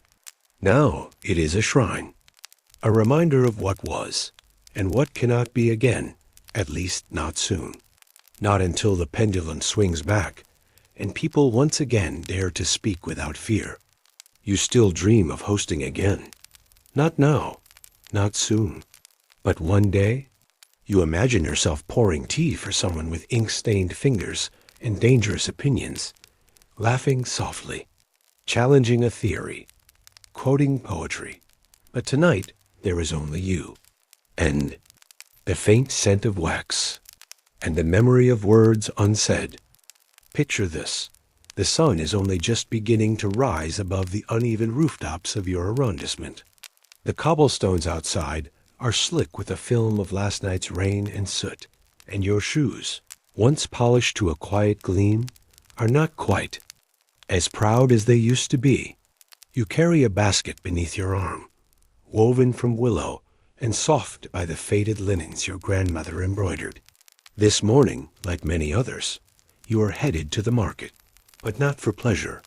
There is no leisurely stroll, no indulgent eyeing of exotic cheeses or sweet, candied citrus imported from the South.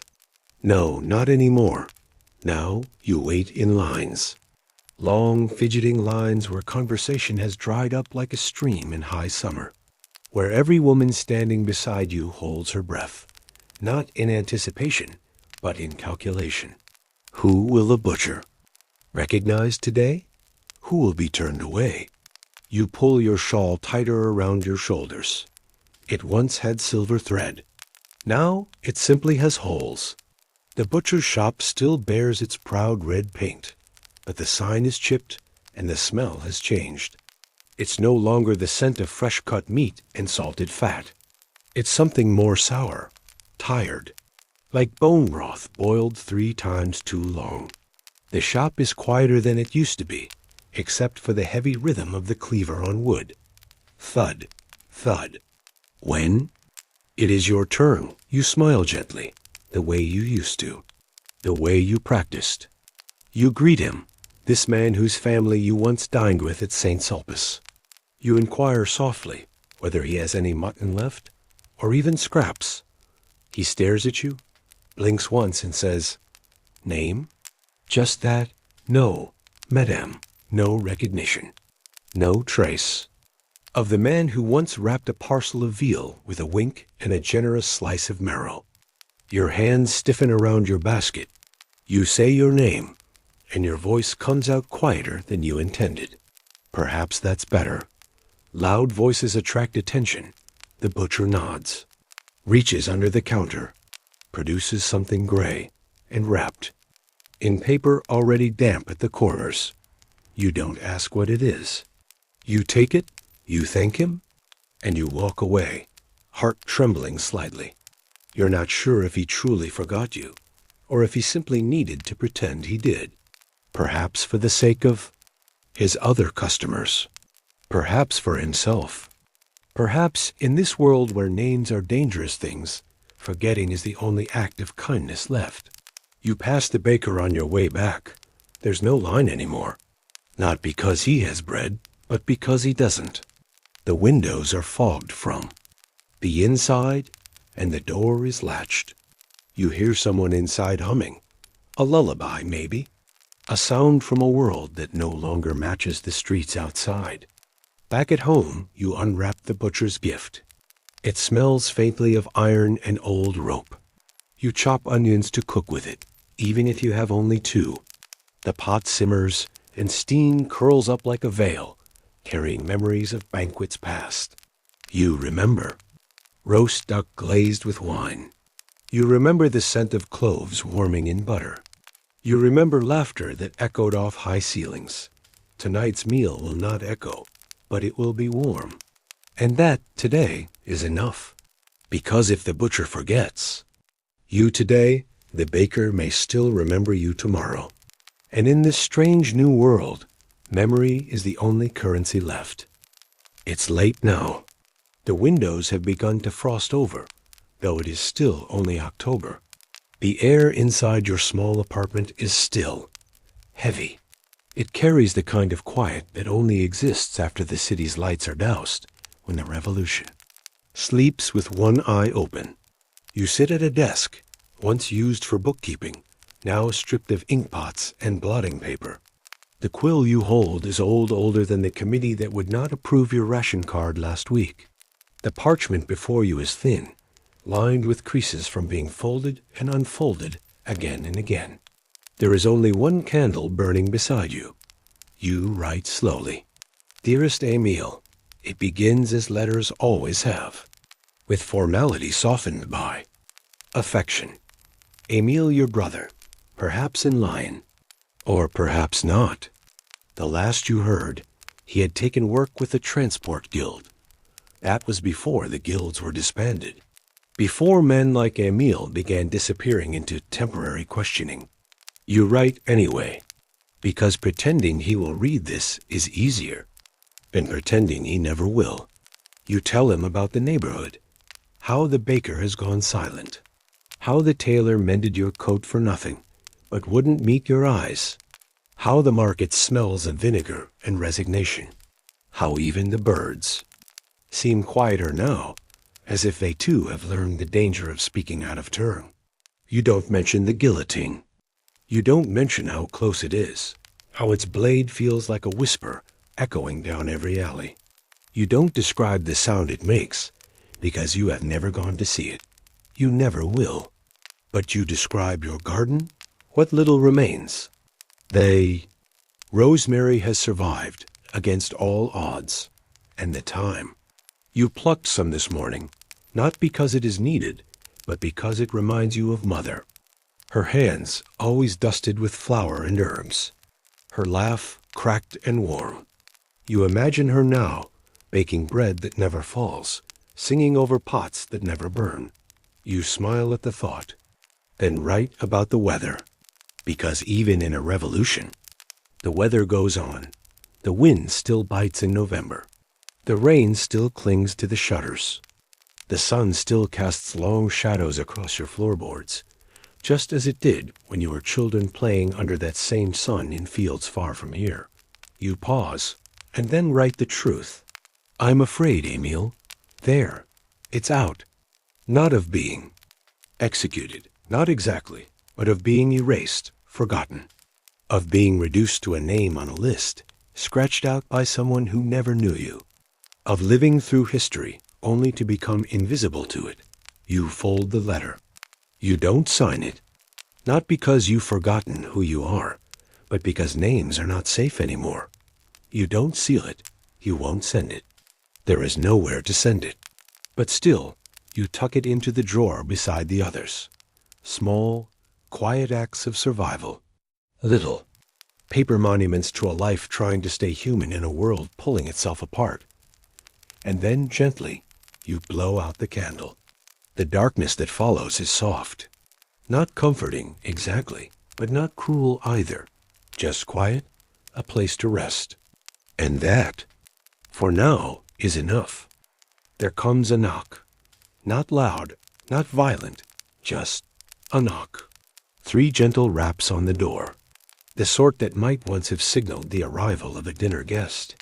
A friend bringing plums from the countryside. A neighbor dropping in to borrow flour. But now a knock is not a social gesture. It is a question. And behind it, there are no answers. Only inspection. You rise slowly. Not out of fear, not yet, but from the growing heaviness in your limbs that seems to have settled in like old age long before its time. The air feels colder when you move, as if it senses the shift, bracing for what's to come. Outside, you hear voices. Comite de surveillance. The committee of surveillance. Not quite the police, not quite the army. A little of both, and yet more intimate than either. It is the revolution with a human face. A face that might once have sat beside yours at a cafe. Might have asked you to dance in spring. Might have sold you eggs 3 years ago. You open the door with practiced calm. 3 of them stand before you. 2 men, 1 woman. She's the one. Who speaks? Of course. It's always the woman who speaks. Her eyes are alert, but not unkind. She carries a ledger beneath her arm. Its pages flutter slightly in the breeze. She asks your name. You give it, clearly, without hesitation. Not too fast. Not too slow. She nods, makes a note. They ask to come in. They don't ask, really, but they phrase it that way. You step aside. Inside, they move like people who are accustomed to being watched themselves. No sudden gestures. No dramatic flinging of curtains or rifling through drawers. It is a choreography of silence. They observe, They note, they nod, they ask questions, but never too directly. Do you still correspond with family outside Paris? No, madame. Do you host guests? Often? No, madame. Do you own silver? No, not anymore. The woman smiles faintly. Her ledger snaps shut. It's not an exit? Not yet. One of the men picks up a book from your table. Not a dangerous one. Not really. Voltaire or Rousseau. The line between safe and seditious changes week to week. He thumbs through it, not reading, just weighing. You offer tea. A small rebellion, that. Offering tea. To your surprise, the woman accepts. The men decline. You make it in silence, boiling water. The last pinch of dried leaves. A gesture civil, it almost feels foreign. She thanks you as she sips. Her eyes meet yours, and there's something there. Not sympathy exactly, but weariness. Perhaps she has knocked on too many doors this week. They leave as gently as they arrived. You close the door behind them and lean against it, not in fear. Not quite. More in disbelief that they came and went, and you still remain. You do not cry. You do not sigh. You simply sit. The tea is still warm on the table, and you drink the rest of it slowly, as if it matters, as if flavor still holds meaning. Outside, the footsteps recede, onward to another door, another name on a list, another home filled with paper and ghosts. You stare at the empty teacup and realize you have nothing to hide, and yet nothing to offer. And somehow, that is just as dangerous. Not every exile wears chains. Not every prison has walls. In the apartment above yours lives Monsieur Renard, a quiet man, known not for his politics or wealth, but for his impeccable manners and deeply ordinary habits. He was once a professor of mathematics, or was it philosophy? It changes, depending on who tells the story. He no longer teaches. He no longer leaves. Some say he made an offhand remark at the wrong dinner, a jest, a complaint about bread prices, a question too curious, too precise. Others say he was simply denounced by a neighbor who wanted his apartment. No one knows for sure. He was taken away one night, and then weeks later returned. He came back thinner, paler, but unmarked, as if untouched by any hand but silence itself. Since that day, he hasn't spoken, not a word. He nods in greeting if you pass him on the stair, but his lips remain still. His gaze, once sharp, now floats somewhere just behind the moment. He waters his plants lavender mostly. He trims them with care. He still wears his waistcoat, even if the buttons are mismatched. He still polishes his shoes. But his voice, whatever it once sounded like, has vanished. His silence is not performative. It is not mournful. It is simply there, like a coat he now wears, a habit woven into the shape of his days. You hear him sometimes through the floorboards, not talking, just pacing.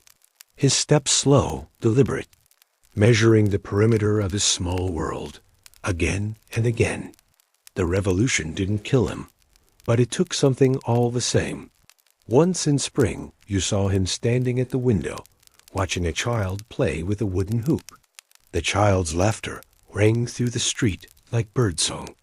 Monsieur Renard didn't smile, but he didn't look away either. Just stood there, still as stone, until the child turned the corner and the sound faded. Some people say he was lucky. That, returning from interrogation, was a sign of mercy. That he should count himself fortunate. But fortune is a strange thing. There is no trial for the things you lose in silence. No pardon. No monument. Only the rustling of lavender stems on the windowsill. Only the sound of shoes tracing the same path, over and over, above your ceiling. You leave bread at his door sometimes. He never says thank you, but the plate is always clean by morning. And in this world, perhaps that is the closest thing to trust left between neighbors. There was a time when your clothing was a language. Silk cuffs that spoke of wealth, velvet cloaks that carried the weight of status, embroidered lapels that whispered of dinners under chandeliers, and the echo of a violin in a warm salon. Even the cut of your coat told a story of your place in society, of who might bow to you and whom you might not acknowledge at all. But that language has been outlawed. And so now you visit the tailor, not the one you once knew. He is gone, vanished. One spring morning after being accused of hoarding bolts of fabric from Lion. No, this tailor is new, younger, quiet. His shop has no sign, only a door with chipping paint and a single candle burning in the window. You enter with care. The room smells of wax and wool and something faintly sweet, like dried cloves. There are no mannequins, no bolts of damask stacked high as before. Just a worn work table, a few jackets hanging in shadow, and a sewing kit that has clearly seen too many hands in too many years.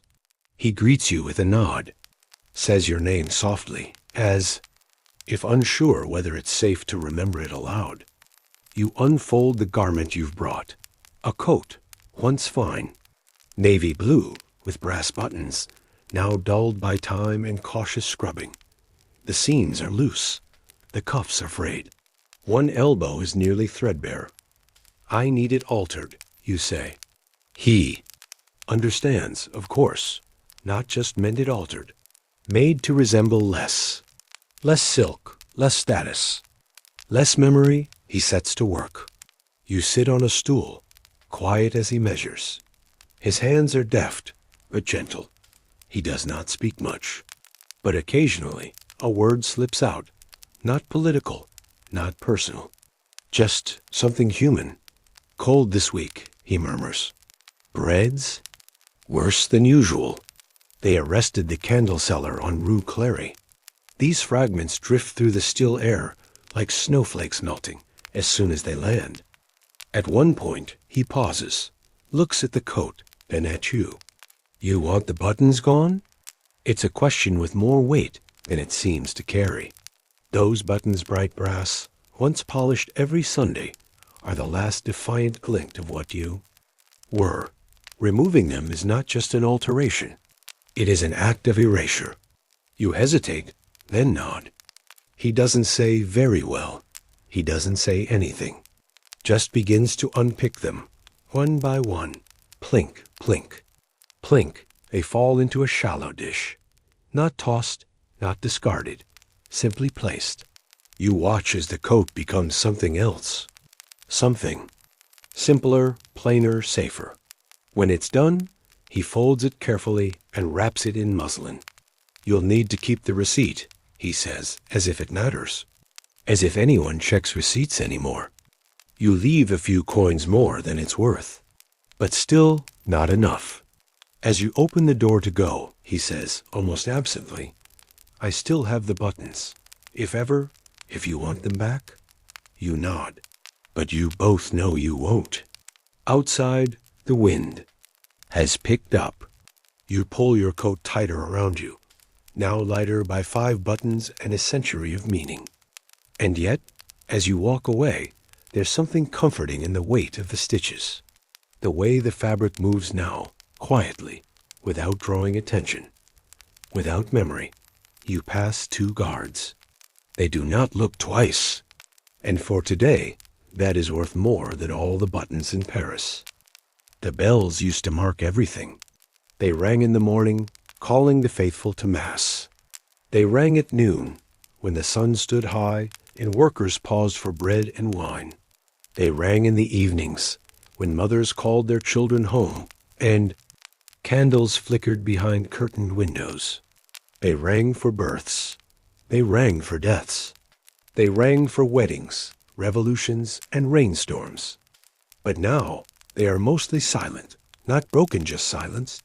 The great bronze mouths of Notre Dame, of Saint Roch, of Saint Eustache, all stilled their voices muted by decree or fear or exhaustion. It is said that too many bells reminded people of a world that no longer exists. And so, the silence is official. At first, the quiet is unnerving. You wait for chimes that do not come. You glance at the sky, unsure whether it is morning or midday. You catch yourself listening, hard for the echo that used to tell you when it was time to pray, to rest, to sleep. But days pass, and in their place, new rhythms emerge. Now you tell time by other sounds. The knock of a neighbor's broom against stone, the wheeze of the baker's cart rolling down the lane, the sudden barking of a dog when the guards pass. By too slowly. At dusk, you light your lamp not because the bells have told you to, but because the shadows have crept up your wall. You hear, once in a while, a rogue bell tucked away in some forgotten chapel, rung by a hand that cannot help itself. A single clear note, rising up like a memory and then vanishing again into the gray sky. You don't know whether to feel comforted or warned. There's a rumor that some of the great bells were melted down, turned into cannon or coins. That the voices which once marked baptisms now roar across distant battlefields or jingle from revolutionary pockets.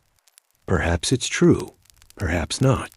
History is like that, now fragmented, whispered, transformed. There is a small bell that hangs in your kitchen. It was once used to call servants. It hasn't rung in over a year. Not since the girl who cleaned. Your hearth stopped coming. She didn't say goodbye. She simply vanished, as people do now. You've left the bell where it hangs. Not out of sentiment, but habit.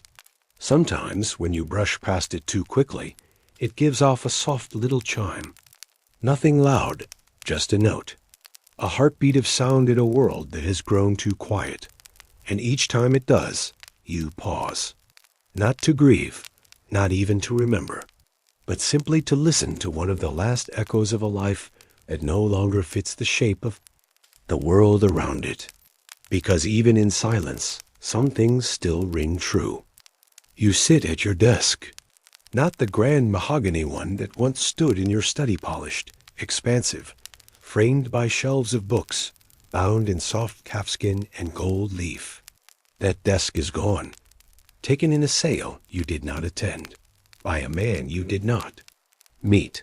Now, you sit at something more modest, a kitchen table repurposed for quieter ambitions. The ink is thin today, the paper even thinner. Wartime shortages, they say. Revolutionary thrift. The sort of explanation that swallows 1,000 tiny disappointments without ever quite chewing. You pick up your pen, careful not to smear. The letter begins, as they all do now, with a lie. My dear cousin, I hope this finds you well. Well, what does that even mean anymore? Not imprisoned. Not publicly shamed. Not dead. Well is a narrowing concept in this new world, like the neck of a bottle too tight to pass through comfortably, too fragile to break without consequence. You write slowly, each word chosen with care, each phrase sanded down until it's smooth and free of suspicion. You tell her of the garden, that the lilacs are blooming, though they are not, that the grocer smiles when he sees you, though he doesn't, that you enjoy your morning walks, though you haven't dared one in weeks. These are not lies, not truly. They are protections. Like the way one holds a shawl tighter on a cold morning, or pulls curtains shut when a stranger walks too slowly. Past the window, you mention the weather, the bread. A book you're rereading, though you don't name it. Literature has become treacherous. Rousseau today is a patriot. Tomorrow, a conspirator. Best not to take sides, not even between the pages of fiction. Your hand cramps. You pause, flexing your fingers, the ink drying on the nib. You glance out the window. The street is still. Not empty, no, not quite but cautious. A woman walks past with her child. A man unloads crates of potatoes. A boy draws something with chalk, then quickly rubs it away when no one laughs. You begin to write again. You ask after her children. You do not mention your own. You haven't heard from them in weeks, and silence, too, is now a kind of message. You end the letter with a prayer unspoken, but implied, that she is safe, that you will remain so, that the world might slow down long enough for this envelope to travel unimpeded from Paris to Lyon. You fold the page, but then you hesitate, because now comes the part where you must decide whether to send it. And that, oddly, is the hardest part. What if the courier reads it? What if her response is intercepted? What if kindness is interpreted as conspiracy? What if hope, innocent, fragile hope, is punished more cruelly than silence? You set the letter aside. It joins a quiet stack of others. Some months old, none sent. You have become a kind of archivist of your own thoughts, curator of unsent emotions, historian of half-spoken love. And so you rise from your desk, gently placing today's page atop the others. In another life, these might have been published. In this one, they are simply yours. He is already awake when the sun rises, not because he is eager, not because he is anxious, but because that is the rhythm of things now, waking early, moving slowly, measuring time not in hours or meals, but in tasks completed and trouble avoided. He is a shoemaker, was at least. In better years, his workshop bustled. Apprentices hammered and stitched, while clients came in 2 by 2, eager for soft leather boots, polished loafers, and elegant slippers with ribbons dyed to match imported gowns. His hands were always busy, his ledger full. Now the air is quiet. Not silent, there are still noises, muffled and close, but it is the quiet of waiting, not of peace. He lights his lamp, even though dawn is coming. The light steadies his hands. He selects a pair of half-finished shoes commissioned long ago by a client who has not returned. A politician's mistress, perhaps, or the wife of a lawyer who no longer practices. It doesn't matter. The shoes remain. He works slowly. The stitching must be tight. The leather stretched just so. It is a small kind of mastery, this work. Repetitive, but reliable, unlike everything else. Sometimes he talks to himself, not loudly, not with purpose, just softly narrating his movements like one might soothe a child. This lace is too short, he murmurs. The sole's holding well. It helps to speak, even if no one answers. His wife used to bring him tea by mid-morning. Now he pours his own thin, bitter, not quite tea anymore, but warm. And warm is enough. A customer arrives around noon. She is older, dressed in a coat far too heavy for the season, as if protection could be stitched into cloth. She wants her boots repaired. Not replaced, no one speaks of new things now. Just repaired. Just made to last another week, another walk, another few hundred steps. He nods, takes the boots gently. His hands are cracked, but steady. They are made for this. While he works, she talks. Not about politics, not directly.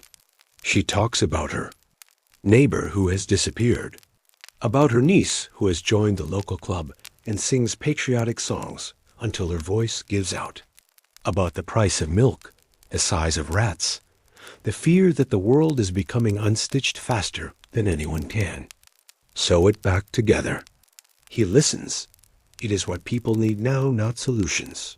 Just someone to sit in the quiet with their stories. Someone who won't ask questions. Someone whose hands are too busy to write letters to the committee. When she leaves, she thanks him. Twice, once for the work and once for listening. He nods but says nothing. Later, he eats his supper bread, slightly stale, and a few slices of turnip. He sharpens his awl, brushes the shavings from the table, and lowers the wick of his lamp. Outside, the street darkens.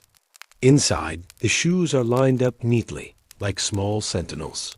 They will outlast all of this, he thinks. The boots, the slippers, the cracked soles. They will endure, even as names fade and laws change and voices fall. Silent, because shoes must carry people forward, even through revolutions, even if they do not know where they are going.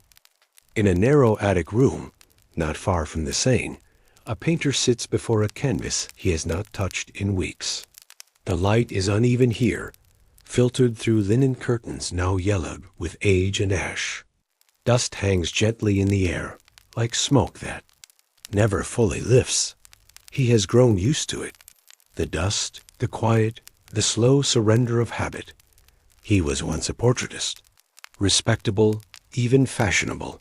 His brush had captured the proud noses of bankers, the delicate lips of heiresses, the fine bonnets and plump hands of bourgeois matrons, hoping to freeze their dignity in oil for generations to admire. His commissions were steady, his salon attendants reliable.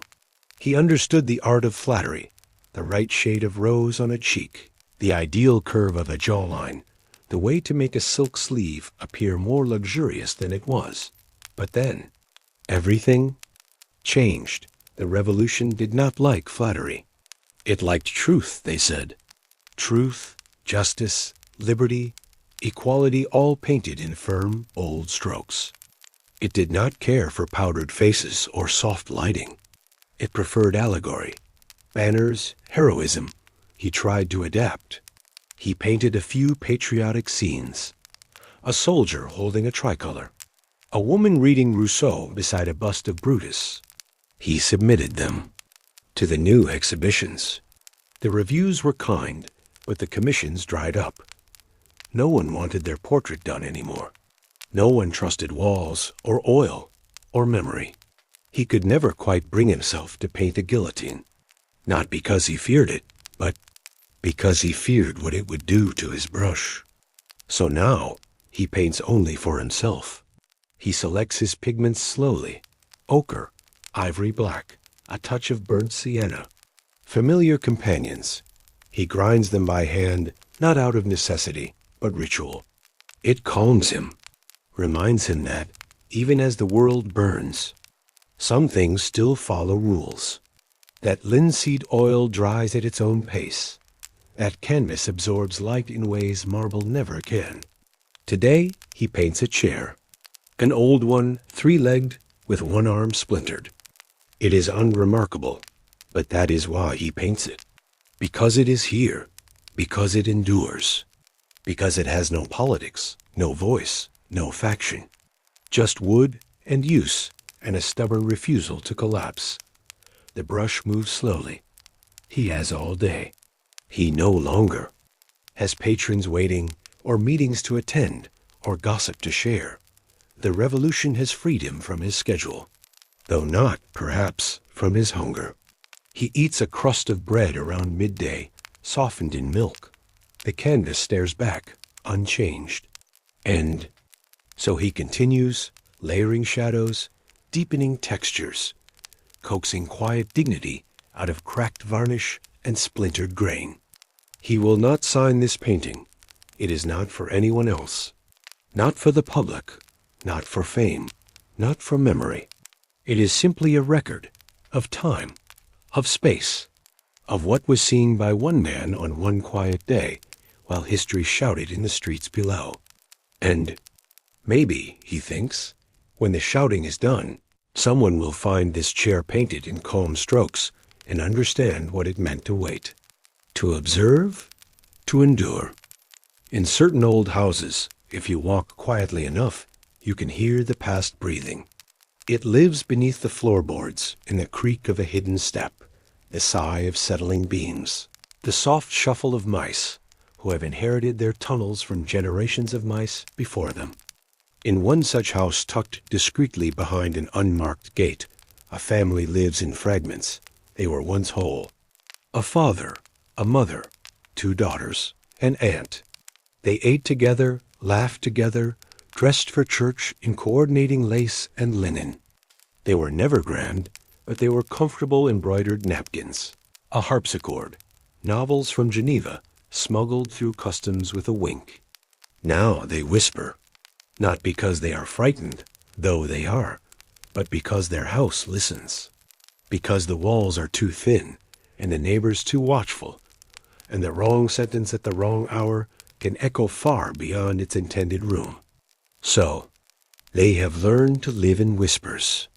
The father reads quietly from the Gazette, not aloud, just under his breath, eyes scanning for names he hopes not to see.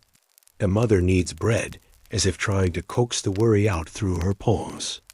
Her hands are calloused now, her rings sold or hidden, but she still sings, softly, under her breath, old lullabies. Nothing seditious, just comfort carved into melody. The daughters no longer ask questions, not because they have no curiosity, but because they have learned the cost of answers. The youngest one draws with charcoal on scraps of paper, strange figures with giant eyes and long arms. Not revolutionary, not symbolic, just odd. A child's way of making sense of things that cannot be said. The aunt sews. She sews everything: curtains, trousers, doll clothes, new patches on old aprons. She sews because it is quiet, because the rhythm steadies her, because the act of mending feels, in its own way, like resistance. Sometimes the family gathers in the evening and says nothing. They sit in their parlor, lit by a single candle. They sip thin soup. They listen to the sounds outside: boots, carts, voices calling down alleys. They do not speak of the uncle who disappeared, or the cousin who joined the Jacobin, or the neighbor who knocked once too hard and now does not knock at all. Instead, they tell old stories of summer picnics, of mischievous cats, of embarrassing aunts and childhood pranks.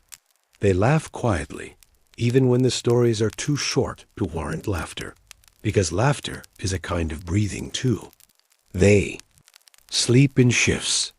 Someone always remains awake, not in fear, precisely, but in vigilance. The world is unstable, like a pot left too long on a stove. Someone must watch, even if nothing boils over, and when morning comes, they greet it cautiously. They open shutters one slat at a time. They light the fire as though testing the air.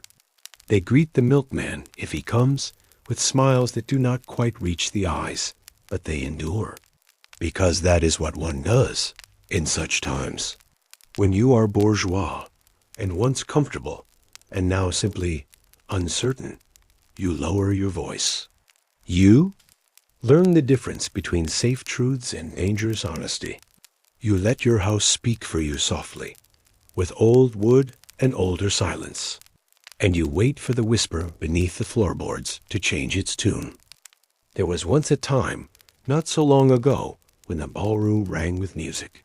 Not the kind of music that stirred revolutions or marched to battle, but the gentler strains of civility, minuets and gavottes, the swish of satin skirts, the soft laughter of people who had never needed to think about bread prices or blood in the gutters. The chandelier still hangs overhead, a little dimmer now, dulled by smoke and time, but still elegant in its way. Crystals catching just enough light from the overcast day to remember what it once meant to sparkle. The parquet floors are scuffed, not from dancing, but from being dragged across by hurried boots. Someone searched this room, perhaps more than once, looking for hidden papers, contraband, or perhaps just because it had once belonged to someone with too much sugar in their tea and too many mirrors on the wall. There are no mirrors now. They were taken down, one by one. Some were broken in the process. Some were sold. Others were hidden away like guilty memories. After all, what need is there for reflection in a world that no longer values appearances? The room smells faintly of dust and lavender. The lavender lingers from sachets tucked away in drawers no one has opened in years. The dust is newer. It creeps in, settles, refuses to be scrubbed away. It is the new occupant of the house. Imagine walking into that room today, not for a ball, not for music, but just to look, to stand very still and listen to the silence. You might notice the imprint of furniture no longer present, the faint outline where the buffet table once stood, the places on the wall where portraits once hung. You might wonder who danced here, whose shoes left faint scuffs, whose perfume still lingers in the air between memory and forgetting. The last ball held here was not quite a ball.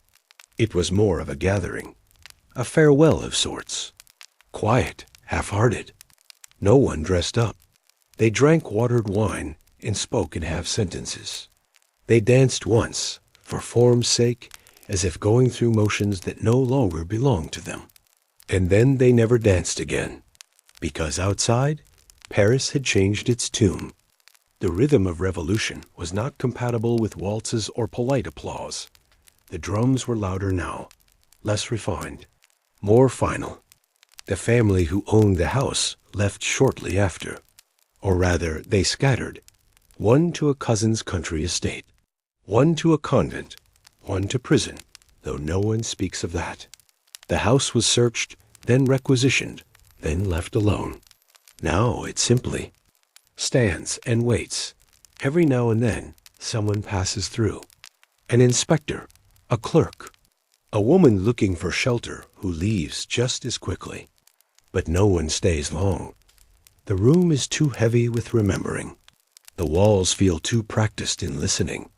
There is a legend, told in quiet tones, that if you stand in the center of the ballroom on a moonless night and close your eyes, you can still hear the violins, just for a moment. A single note suspended in time, not to frighten, but to remind that there was once a world built on elegance, on artifice, on the illusion of control, and that it vanished not with a crash, but with a hush. Let us drift now not to a palace, nor to a prison, but to something far more mundane. A café. Yes, that simple, time-worn corner of French life, where porcelain cups clink gently against saucers, where the rustle of newspapers blends with the hum of ordinary conversation. Imagine it now, a narrow wooden door, its brass handle dulled by 1,000 hands. A faded awning above, striped once, but now mostly gray. It is morning, or something like it. Time here is loose, tied not to clocks, but to the rhythm of footsteps outside, the angle of the sunlight as it spills across the cobblestones. Inside, there is warmth. The cafe owner is wiping the same table again, not because it's dirty, but because it gives him something to do. The cloth in his hand is white and slightly damp. It carries the faint scent of vinegar and old soap. Behind the counter, a dented copper pot steams quietly. The coffee inside is bitter. Revolutionary coffee. Not the fine blends of the Caribbean or Brazil. Those are for the rich. And the rich are mostly gone, but a humble roast, thick, grainy, and dark as ink. People still come here. They slip in like ghosts, coat collars up, eyes flicking sideways. The regulars still sit in their accustomed spots, though they speak more softly now. The air has grown cautious. Words must be weighed, like coins, too heavy, and they sink you. Too light, and they vanish before they're heard. A young man the back scribbles in a notebook. His handwriting is frantic, the ink blotted. He looks up every so often, not at the door, but at the other patrons. He is listening for something, perhaps a phrase to borrow, or a name to report. Near the window, an older woman drinks her café noir slowly. She wears gloves, though. It's not that cold. The gloves hide the burn mark on her wrist, the scar left by a branding iron when she was a servant girl, long before she married into a family that owned silver spoons and thought bread came from linen-lined baskets. The man beside her stirs his drink with a spoon that doesn't match the cup. That's how you can tell. Nothing matches any more. The revolution didn't just change who sat in the cafe. It scattered the sets, chipped the edges, replaced the chandeliers with single flickering candles. And yet, it endures. There is something strangely immortal about this space. A cafe is not a throne. It cannot be guillotined. It cannot be exiled. It simply changes flavor. The conversations here used to be about the latest opera, or the best way to lace a corset, or the absurd price of Turkish tobacco. Now they are about bread, about arrests, about rumors passed from mouth to cautious mouth like smuggled sugar cubes. But they are still conversations. And in that, there is defiance. Because to speak to sip bitter coffee and murmur your worries, while your hand rests lightly on a warm ceramic cup, is to insist that life continues. That despite the pamphlets and the executions and the banners hung from buildings, there is still a place for quiet ritual. The cafe owner hums an old melody as he washes the cups. He does not sing. Singing is too bold. But humming that is. Safe, almost like breathing. The white cloth in his hand moves in circles, over and over. The same motion, again and again. Like history, like memory. Like the persistence of people who refuse to disappear. She lives on the top floor of a crooked building. The kind with stairs that lean a little too far to the left and windows that no longer open all the way. The wood groans with age. The walls whisper when the wind comes down the chimney. But the light is good here. And for a seamstress, it matters more than comfort. Her fingers are thin, too thin. The skin is pale, with little puncture scars where needles have slipped.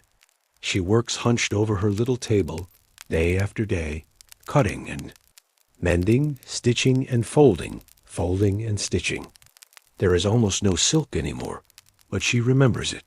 She can still feel it between her fingers in her sleep, how it rippled like water, how it held the scent of perfume and powder.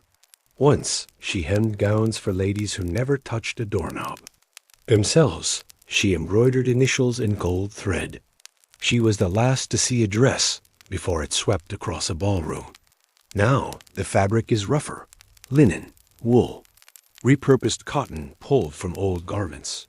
The colors are duller, earthy browns, grays, and the tired blue of a faded curtain. Still, she sews. People still need clothes, even in a revolution. Perhaps especially then, uniforms must be adjusted. Children grow. Winter comes. She rarely speaks. Not from fear, but from habit. There is no one to speak to, really. Her neighbors come by to leave mending or to collect shirts, and they nod politely. But few linger. Her presence makes them nervous, not because she is dangerous, but because she reminds them of the world before, the world of lace cuffs and measured pleats, a world with more mirrors and fewer slogans. She has kept one dress, just one. It hangs in her cupboard behind a moth-eaten shawl and an apron she no longer wears. The dress is cream-colored, once touched with lilac ribbon, now faded to a soft gray. It belonged to a client who never returned. Payment was promised. Then there were rumors. Then nothing. She never wore it. But she cannot let it go. Every so often, when the mood takes her, or when the candlelight seems particularly golden, she pulls it out and holds it against herself, just to remember, just to feel the weight of silk again, the ghost of gentler days. There is a tear near the hem. She could mend it, of course, but she doesn't. Some things are meant to remain slightly broken. On her windowsill sits a chipped porcelain thimble. It is useless now, too delicate for real work. But she keeps it anyway. It once belonged to her mother. Or maybe her grandmother. The story changed with time. But what mattered was that it had seen more hands than hers. She presses her thumb into it sometimes when she's thinking. It fits. Not perfectly, but well enough. Down below, the street is loud. Voices raised in argument. a barrel rolling over cobblestones. Somewhere a child is crying. But up here, there is only the steady rhythm of needle through cloth. In, out, not. The revolution does not knock on her door. It knows better. There is no power here, no threat. Just thread and quiet persistence. She will finish this hem. She will tie off the thread. She will fold the garment and place it by the door for morning. And tomorrow she will begin again. Because even in a world turned upside down, someone must sew the seams back together. And so we end, not with the crack of muskets, nor with the roar of crowds before the guillotine, but with something softer. A chair placed just so by a window, the kind with slightly warped glass that turns the outside world into gentle waves, of color and shape, the kind of window that does not open easily, but allows in light with a kind of reverence. Imagine yourself there now, seated, wrapped in a shawl that still holds the scent of dried lavender. A book rests in your lap, though you haven't turned the page in some time. The ink on the paper has blurred in the evening glow, and the story song, dusty old tale of knights or lost heirs, has faded into the background. What draws your attention now is the world outside. A street that once belonged to powdered wigs and laced gloves now echoes with new boots, heavy and blunt. The signs above the shops have changed, painted hastily over with fresh slogans. Some words are misspelled, others are sharp with conviction. But the buildings remain. Stone endures. Even when beliefs shift like river mud, the structures stay. Down the street, a baker leans out his window, tossing crumbs to pigeons. A girl sweeps the threshold of what used to be a hat shop. A man pushes a handcart filled with firewood, his breath misting in the cool air. It is, in many ways, an ordinary evening. And that is its miracle. Because despite all the speeches and trials, the panicked midnight arrests, the scarcity of sugar, the disappearance of familiar faces, the sky still turns orange at dusk. The bells still ring, if not for kings or saints, then simply to mark the hour. For the bourgeoisie who survived, survival came not with triumph, but with quiet, with listening more than speaking, with mending instead of displaying, with learning to see oneself not as the center of a world, but as one small thread in a vast, unraveling tapestry. You wouldn't have lasted a day, perhaps not if you arrived in a powdered coat, asking about the opera, sneering at the bread queue, wondering why everyone seemed so nervous. But if you had learned to sit by this window, to nod politely to the neighbors, to avoid speaking too loudly at the cafe, to wear your best waistcoat inside out, to trade your collection of porcelain teacups for firewood and favor, to replace monograms with plain initials, to carry memory quietly like a hidden silk handkerchief folded deep in your coat pocket, and perhaps you would have lasted, not as you were, but as someone softened, smaller perhaps, more careful, less grand, but still here, still seated by this window, watching a world that no longer resembles the one you were born into, but that still somehow moves. The revolution promised a clean slate, a new beginning. And yet the streets still curve, as they always have. The Seine still flows. The pigeons still gather at the fountains. History is not a guillotine. It is a slow accumulation of lived moments. And those who last are not always the ones who shouted the loudest or struck the hardest. Sometimes they are the ones who simply adjusted their chair, folded their hands, waited, and listened.